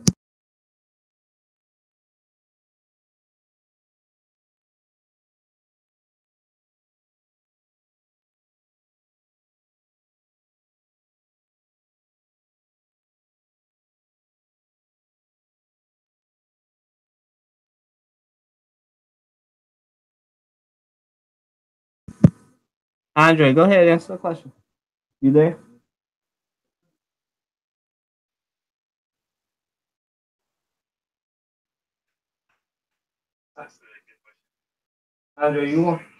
Andre, you're on Messenger. You're not on. I can't hear you on the YouTube. You called me on the Messenger.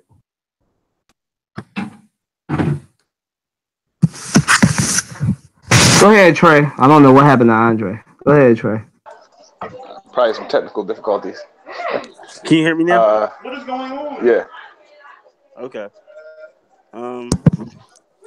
So listen, if I was Howie Roseman, I'd be looking more at offensive guys and looking who I can get from the draft because you got so much money you're gonna pay out to Torrey Smith and to Alshon Jeffries. And these guys are older. I feel like you could get younger guys in their career that especially through the draft, that would take less money coming in because they just want to be part of a championship team. Who doesn't want to be a part of the Eagles right now? They look like the Eagles is the new dynasty being built, and you see how much the city embraces you and loves you. So I would go at the wide receivers. I wouldn't worry about running backs. We said at running back position we got enough. You know, if anything, we could lose running backs. I would look at corners as well. I think our corners are good, but you can always. I want a shutdown corner. That's what I really want. I want a corner that put me on the island. I'm a Darrell Revis in his prime. I'm a Troy Polamalu in his prime. Those type of guys I would want to look. I would want to look at, and I feel like those positions you always need to stay strong in. I think we're good on our offensive line. We're good on our defensive line. We great at quarterback. We great at kicker. Special teams, pretty good. You probably could upgrade because you always want to be a threat to be like, yo, don't kick to them guys, man. Like they run kicks back, so you can always look for that guy. So I will go at the corner and I will go at the wide receiver. That's the positions I would focus in on. And middle linebacker, I feel like Brandon Graham's coming back, so I think you're good there.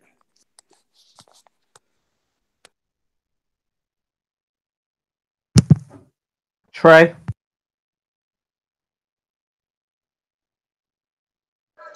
I think we have a very good team, right? We got a very talented roster. We got some young talent, but I think the majority of our talent actually is they're at the 26, 27 age, 28. So I think really what the Sixers need to do is, I think their number one priority is linebacker. And the reason why is because we really don't have that much depth, right?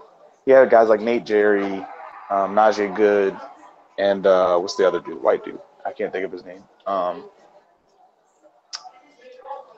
But they're really special teams guys. They're not starting caliber, even rotation guys in a linebacker lineup. So, to me, what the Eagles need is they need to find a really good young linebacker, who either can start right away, maybe, or you can funnel them into the rotation of linebackers. And if they can find that in the draft, great. If they can find that in free agency, I say try to get at least two guys who can, um, you know, be in that rotation the same way that we have such a great rotation with the defensive line. Second priority, if I'm Howie Roseman, is offensive line. I think our offensive line is very, very good, but we're aging. Jason Peters is 35, and he's injury prone. Although I do like Vitae, I don't think he's a starter necessarily. I think he held his own. He did his job, but I think he's a back. He's a backup. You rotate him in there, every once in a while, and you put him in there for situational type things. But I think we need a starting caliber left tackle that can replace Jason Peters. Obviously, Jason Peters is a Hall of Famer, but we need to be looking for that guy in the draft and to be his replacement. And then number three, I'd say, is probably wide receiver or cornerback. I'd say wide receiver probably is a little bit more of a priority, only because really in terms of wide receiver, I like Matt Collins, Marcus Johnson is cool, but I think Matt Collins has better upside, out of the younger wide receivers that we have. He has the greatest potential to actually be, a solid receiver on the team. But, I think if we can find a guy in the fourth or fifth round that has some promise, I think we go after him. Or even if we have somebody in free agency, whatever the case may be.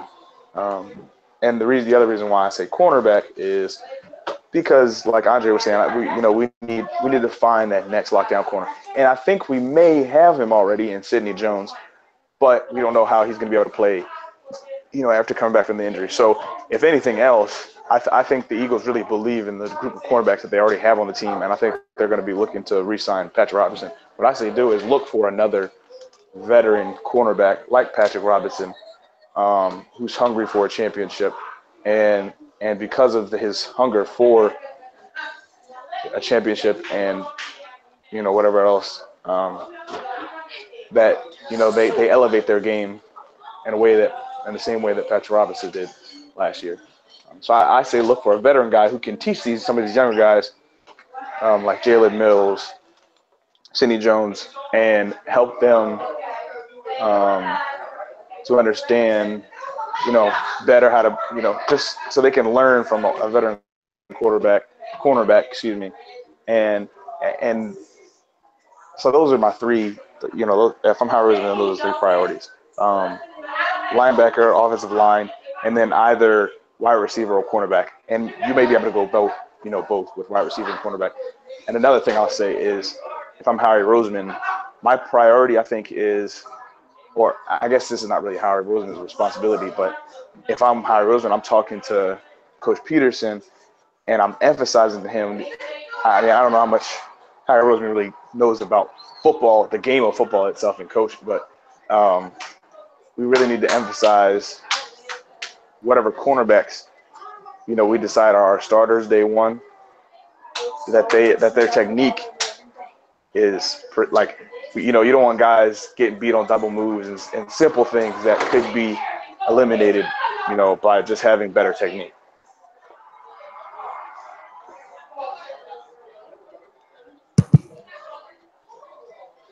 So I think that the Eagles, if I'm Howie Roseman, um, I think the Eagles have they have four positions that they really need to fill out. So one position that we all agree on is offensive line. Two positions actually that we all agree on is offensive line, quarterback. But for me, the most important position for the Eagles and what they do is at tight end. Now nobody knows what Brent Selleck is going to do, and we may lose Trey Burton, so we're going to need two tight ends on our roster. So we definitely the number one priority, because Doug Peterson has an Andy Reid system and a Kansas City like system. We need a tight end behind Zach Ertz. I love Zach Ertz, but we definitely need a backup. We definitely are a 2 to 3 tight end team. So we need another younger tight end. Like we said, Brent Selleck is getting up there. He might retire. So Donnie Jones might not be our only retirement. Oh yeah, we need a punter now. We definitely need to draft a punter. But my number one priority that needs to be addressed in free agency or the draft is a tight end. Then after that, I know we have Ajayi, and I know we're set at running back, but we don't know what they're going to do with Darren Sproles. They might decide to let him go. We're definitely going to need another running back to fill that out. Definitely, our top two running backs are Ajayi and Corey Clement, but we also may lose LeGarrette Blount, so we may only have 2 or 3 running backs instead of 5, like we've had. So we may only have Donald Pumphrey, Clement, and Ajayi as our running backs, depending on what happens between LeGarrette Blount and Darren Sproles in free agency.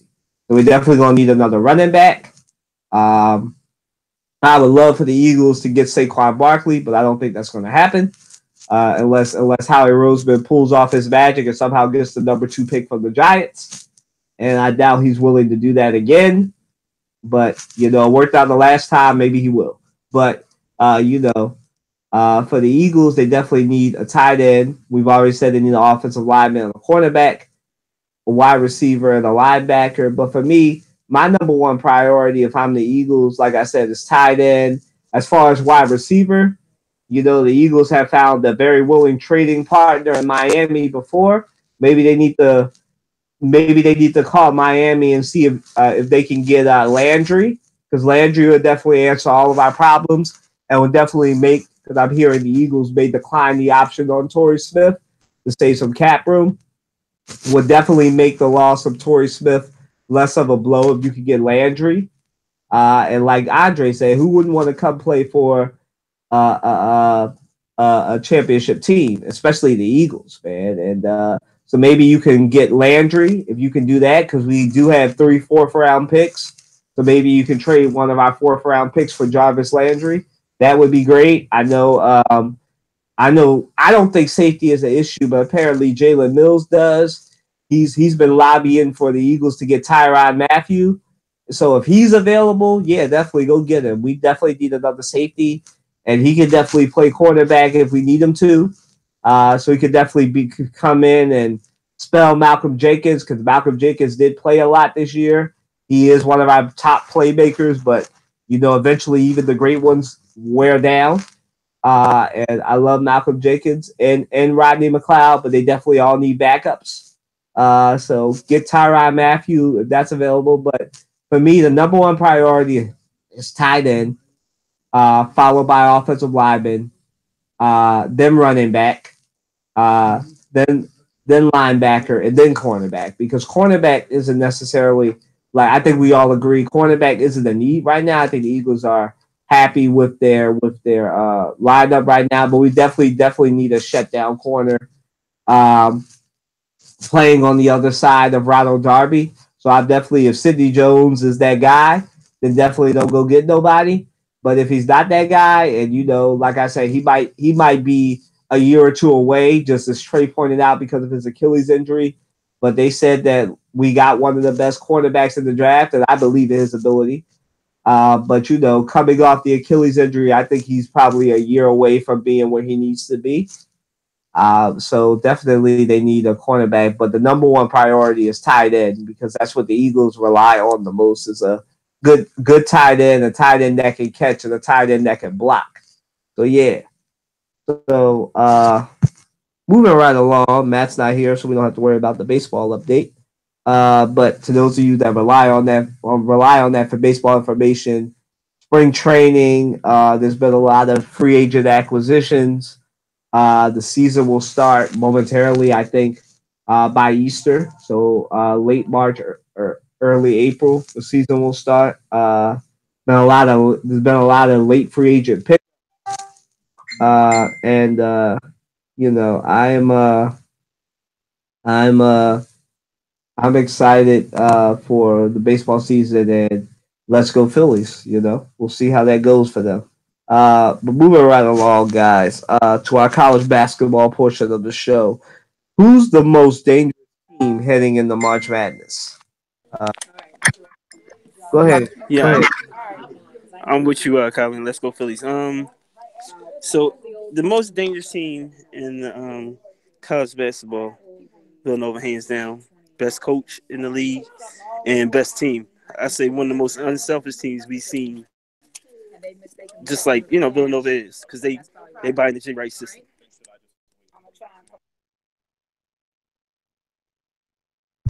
All right, go ahead, CT3. Um, I, to be honest with you, I have not been keeping up with college basketball as much as I would like to this season. But what I will say is that Villanova is a very dangerous team. I agree with you, Dre, that they are a very dangerous team because of their unselfishness. Um, and you got Virginia up top now, Michigan State. I've always been a big fan of Michigan State, but I firmly believe that even though Villanova is no longer ranked in terms of ranking, is no longer number one, that and Villanova, you know, that they are the team that the team that you don't want to play because of their unselfishness, their gritty defense, um, and they can score. And then from the coaching piece, you know, I mean, I agree with you, Kyler. I mean, not Kyler, but and Andre that they have one of the best coaches, or probably the best coach in college basketball right now. I don't think Duke is as good as they have been in the past. I don't think UNC is as good as they've been in the past. Neither, nor is Kansas. Michigan State, I think, is a good team, but I think they've got this whole thing with Tom Izzo looming over their head, and I think that's going to be their demise, unfortunately. Virginia is a good team, and they always play good defense. But I think Nova, it's their. This is like I think for the past 4 years that it's been Nova's tournament, and they just have to live up to the expectation to win.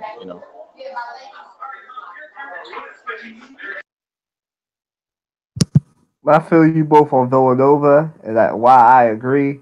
I have to go with another team that I feel is more dangerous than Nova. And Trey just pointed them out. I think Virginia is the most dangerous team because they are the number one ranked team right now. And it's not just that. They have what most Virginia teams don't have and what they've been missing the last few years. They actually have somebody now. Now, for a while, the Virginia teams have been relying on their defense, and they still very much are a defensive team. But now they have a person who's actually from Philly on their team, who's their main playmaker and main offensive weapon, in DeAndre Hunter, somebody who went to, I believe his high school was Friends Central. He is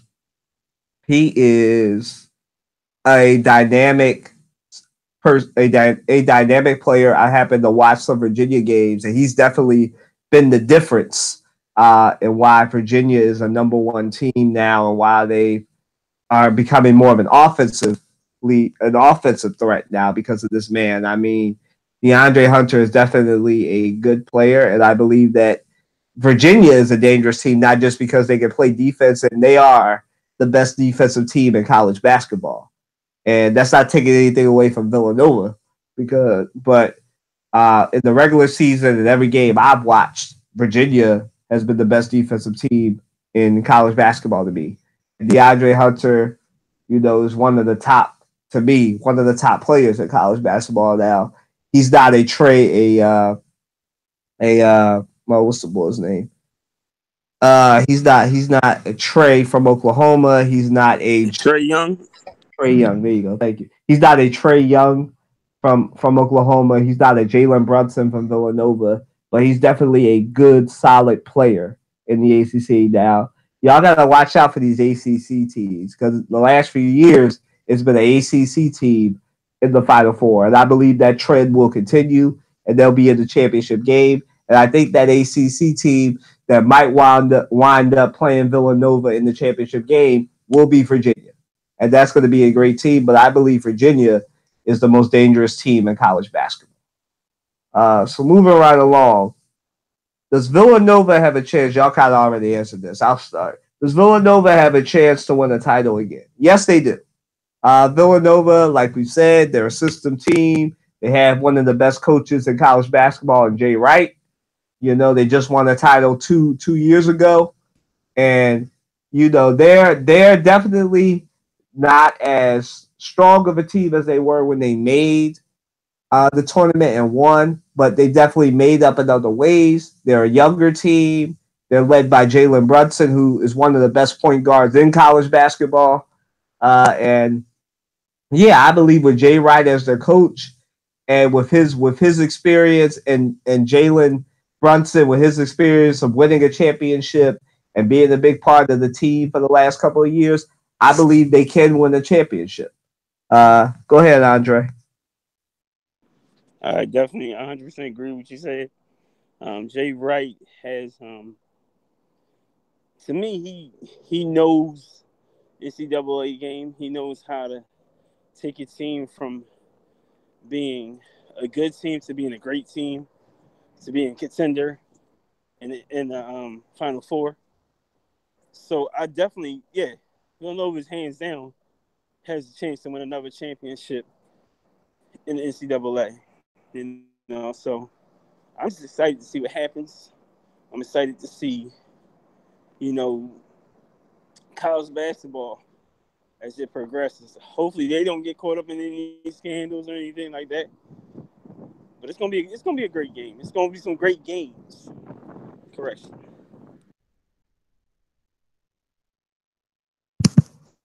All right. Trey, I know you got to go, but you want to answer this question or you out? Yeah, I'll go ahead and answer this question. Yeah, I think Villanova has a great chance, man, and there's something about I know Villanova is technically not in Philly, but we kind of claim them. um, but there's something about Philly sports right now, man. The Eagles winning the championship, the Flyers are flying high, um, and the Sixers, man, are on fire right now, and playing great basketball right now. Um, And so there's no reason to believe that Villanova is going to play any different than they have the last couple of years. And I mean, I really think that they have a really good chance um, of winning, of getting another championship, and making it all the way past the Final Four. And whether it's Virginia that they play or some other team, I think that they are fully equipped, both, like I said before, with the players, the talent they have on their team, and then also coaching.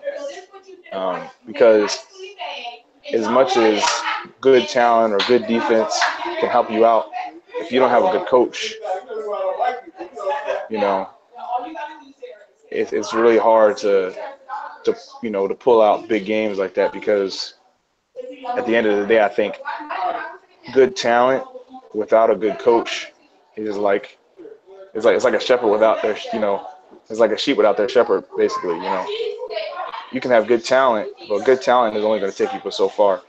And the experience that both the Villanova players and that they've gotten in the last 5 years now, from really now being a premier um, basketball team, and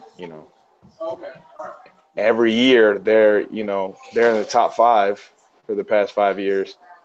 I mean, I think there's no reason to believe why you know they don't have a good chance to go out and win another championship. Right, before you go, do you want to answer the next question, or you don't want a chance and you just want to go? You can answer the Brian Dawkins and what that means to you before you go if you want. Or do you just want? I'll say real quick. What's the direct question? What does Brian Dawkins' selection into the Hall of Fame mean to you? Oh, well, I thought it was great, man. I thought it actually, because it happened before they even played in the Super Bowl. I thought it really fueled them. I was getting kind of superstitious before the Super Bowl, but I actually never really got. I mean, I watched Brian Dawkins a little bit, but I think I probably with played with his character and his player in Madden more than I actually watched him, because I didn't really start watching the Eagles until '08, and I think he left that year or the year after, and went to Denver. So I've only seen, most of what I've seen has been highlights. Um, but I think it's great to have a Philly player in the Hall of Fame, and it's deserving, because he's probably one of the top five safeties ever to play the game, just because of his um, and even not even being able to watch him live, just watch highlights, interviews. He had so much passion and love for the game that it's like it was contagious, and you saw that in '04. Um, I mean, you saw it throughout his career. His 16-year career, I think. It's just great to see that that other people, not just Eagles fans, felt the same way about his career and what he meant to the sport.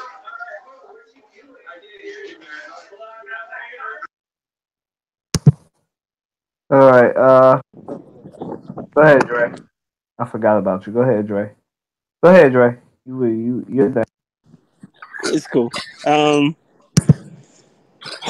Weapon X, man. I might get emotional talking about this dude. When I say I love Brian Dawkins, man, he is the epitome of hard work, discipline, leadership, excellence, playing every game like it's your last. Him and getting inducted into the Hall of Fame gives anybody hope that knows they love the game of football, but they don't particularly have the height. They might particularly have the weight. They might not have the best background, like being an elite football player from like Pop Warner to college days. Man, I love everything about this dude, man.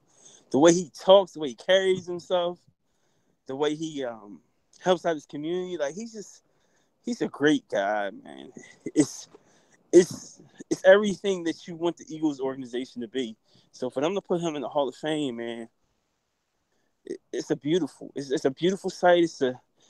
It's a beautiful testament to a great player, man. Like I love this dude, man. Really, I just love this dude.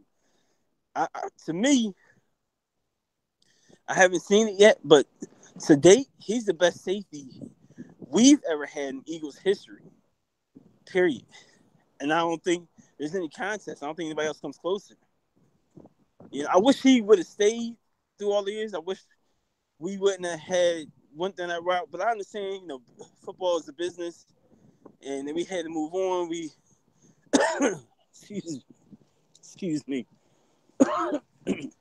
we didn't necessarily want to pay him all that money when he was older in his career, and he went to Denver. And he was still impactful in Denver. Of course, it was a tell in his career, so he started to not be as effective like later years. But man, I'm just glad it happened. Really, I really am glad it happened. I love him, and I love the Eagles organization for showing us what our Wolverine is worth to us. Hey, it's just everything, man.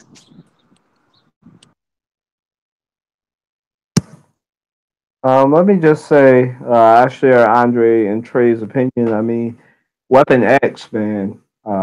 He was a guy from Clemson. He just was the epitome of the Eagles. I mean, for 10 to, well, for I think it was 10 to 15 years, he was the personification of the Eagles. Like, he was Philly. Like, um, a lot of people want to say back then it was Donovan McNabb or Brian Westbrook, which I can agree with too.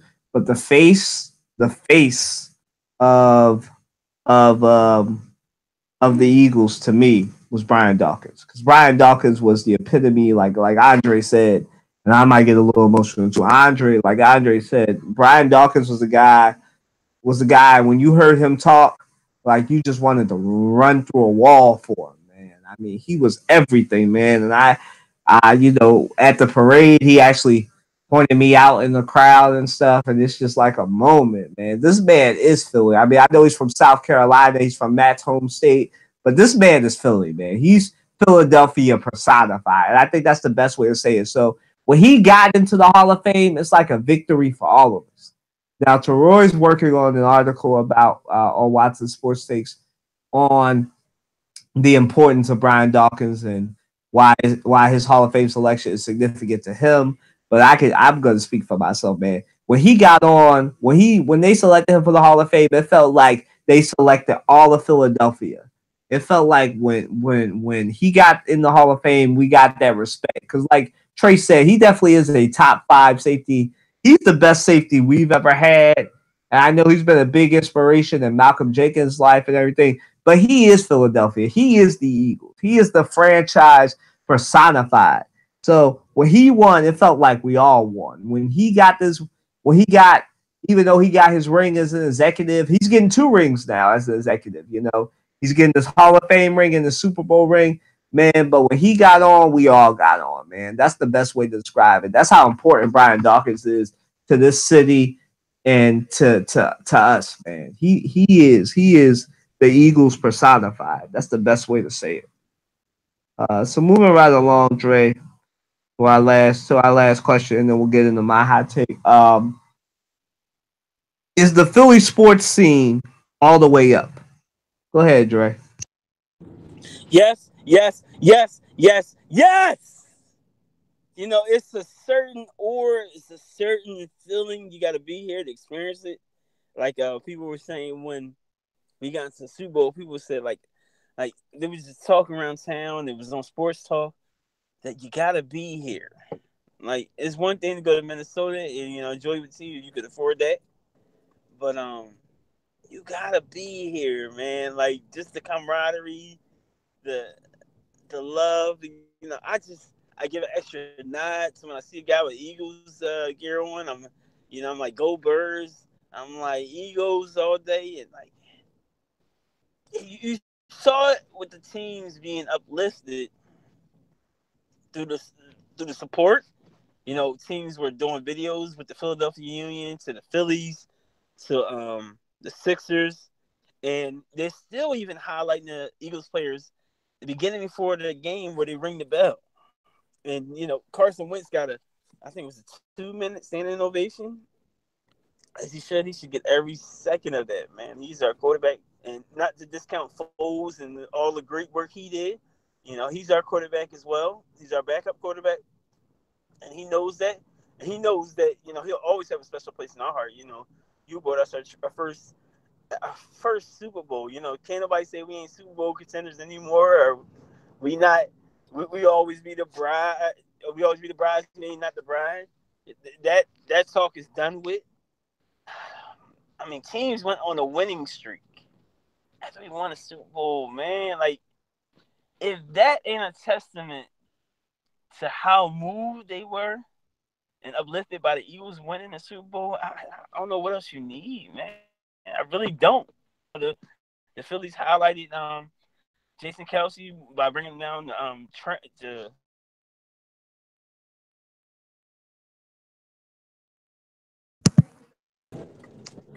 The Phillies highlighted my fault. The Phillies highlighted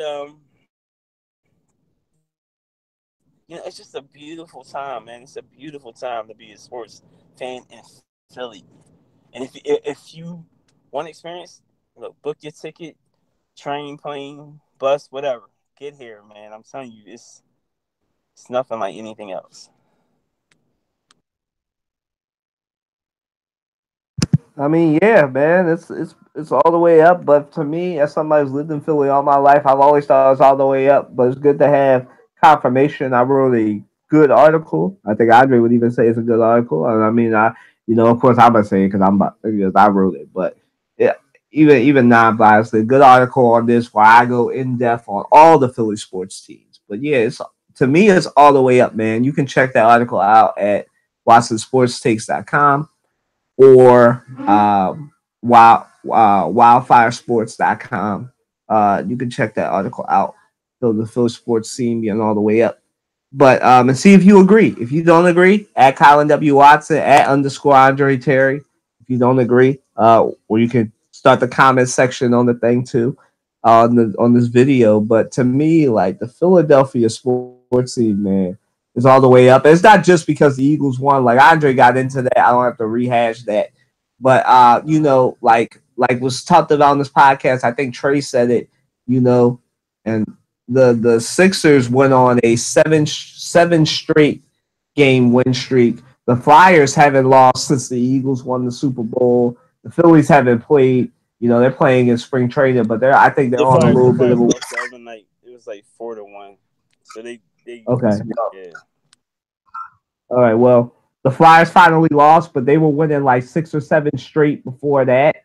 And it's like the Eagles Super Bowl win has reinvigorated and got the. And I go into this, like I said, more in depth in the article, but for the sake of time here, like it's like the Eagles win just has reinvigorated the competitiveness in this city between the teams. I mean, like we said on this city before, like we are a basketball and a football town, but the face of Philadelphia is the Eagles, and the secondary face is the 76ers.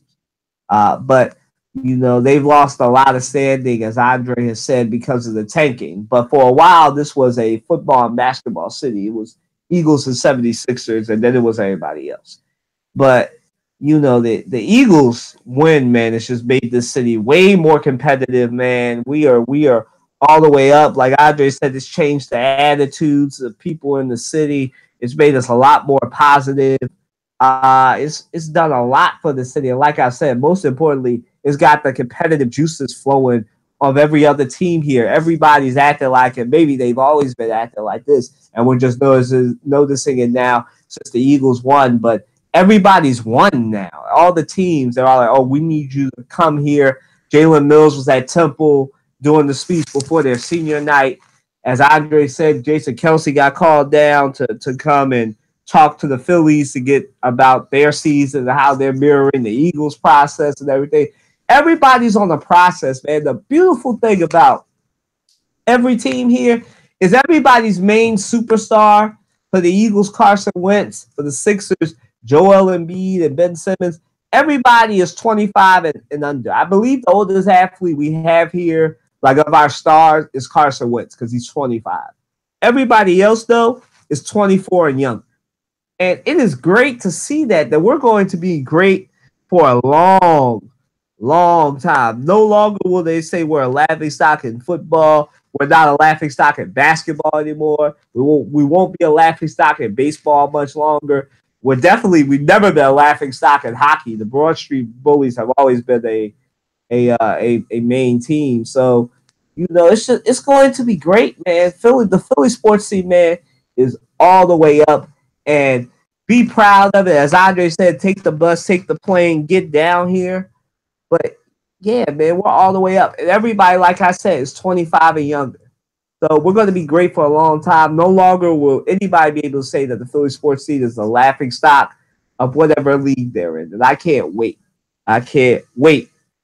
All right, so moving right along to my hot take. Today was supposed to be Amina's day, but like I told you earlier, Andre wasn't here yet. But Amina's taking a hiatus from the podcast for a little bit, and we're going to. So I'm gonna do mine today. Matt unfortunately couldn't make it. Hopefully he'll do his next week, but if he can't do it, Andre will do his next week. So moving along to my hot take. Today the hot take is this, man. Lamar Jackson, the fact that we talked about this earlier, but Lamar Jackson, he's a physical freak. I said this earlier. Nobody should be asking him to be a wide receiver. Like I said, to me, he compares more favorably to Cam Newton than he does to Michael Vick to me. But a lot of people are comparing him to Michael Vick. He's a lot faster than Vick. He's got way better accuracy. Nobody should be asking this man who played in a pro-style offense with Bobby Petrino to become a wide receiver. Like I said, he's not Terrell Pryor. He's not Tim Tebow. He's not Johnny Manziel. He's not a quarterback that's okay to average. He is a great quarterback. I've watched him his years that he's played college football. He is one of the best quarterbacks in the league. No matter of fact, he is the best quarterback in college basketball. College football. It's not Baker Mayfield. It's not Josh Allen. It's not Josh Rosen. It's not any of these people. It is Lamar Jackson. He is one of the best quarterbacks in college basketball. And for somebody to be asking the best quarterback in college basketball college football. I don't know why I keep saying college basketball. College football to transition into a wide receiver is beyond me. No, and Bill Polian is so wrong. This is a man that picked. He said that Lamar Jackson would be better as a wide receiver. No, that man is a quarterback. And every time you insult and say somebody who's 6'3", 215 pounds because he's tall, he's taller than the average quarterback.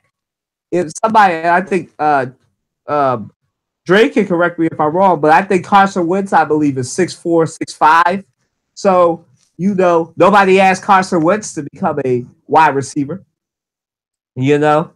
Besides on the Philly special, nobody should be telling Lamar Jackson that he is a wide receiver and he should transition to wide receiver if he wants to survive in this league.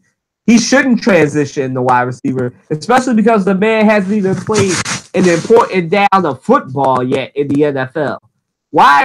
Like I said, he's not Pryor. He's not somebody who came into the league, had to wait an eternity, had mass football skills anyway, so I had to transition to a wide receiver to reinvigorate his career. Lamar Jackson is a quarterback. I've seen him play. I trust my eyes. Like I said earlier, nobody pays me to write reports and write scouting reports for NFL teams, but I believe my eyes. Lamar Jackson is the best quarterback in college football. And every time somebody says they should change their position and you're a black quarterback, no, you shouldn't change your position. You are what you are.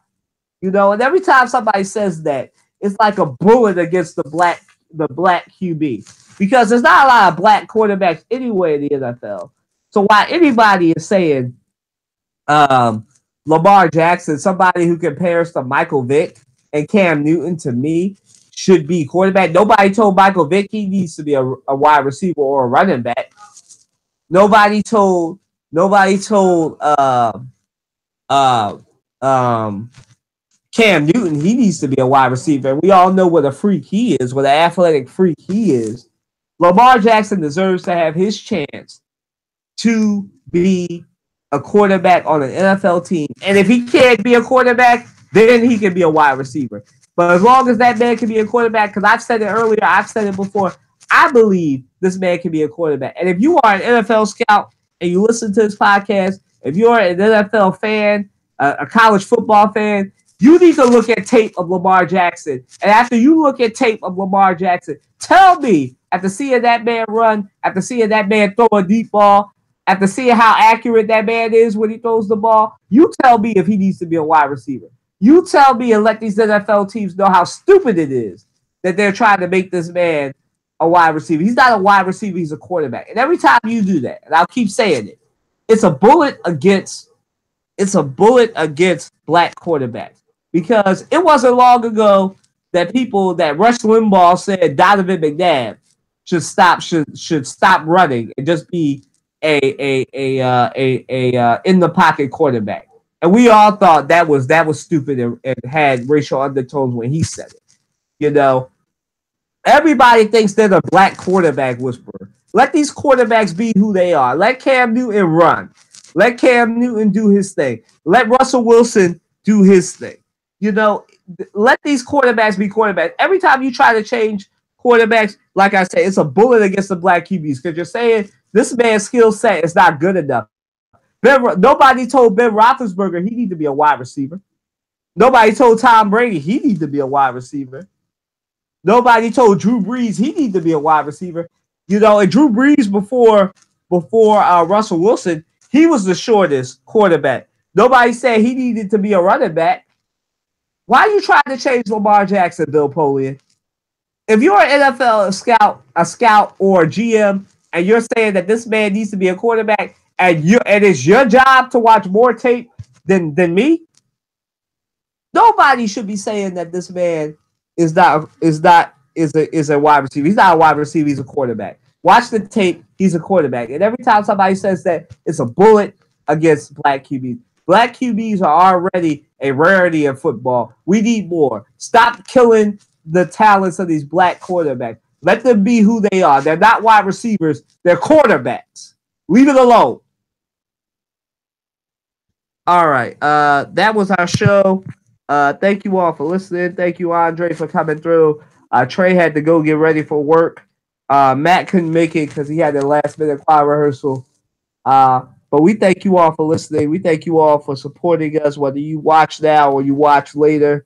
You know, this is a good podcast, and I believe it needs to be in front of more people. So share it on your Facebook, share it on your Twitter, share it on your YouTube channel.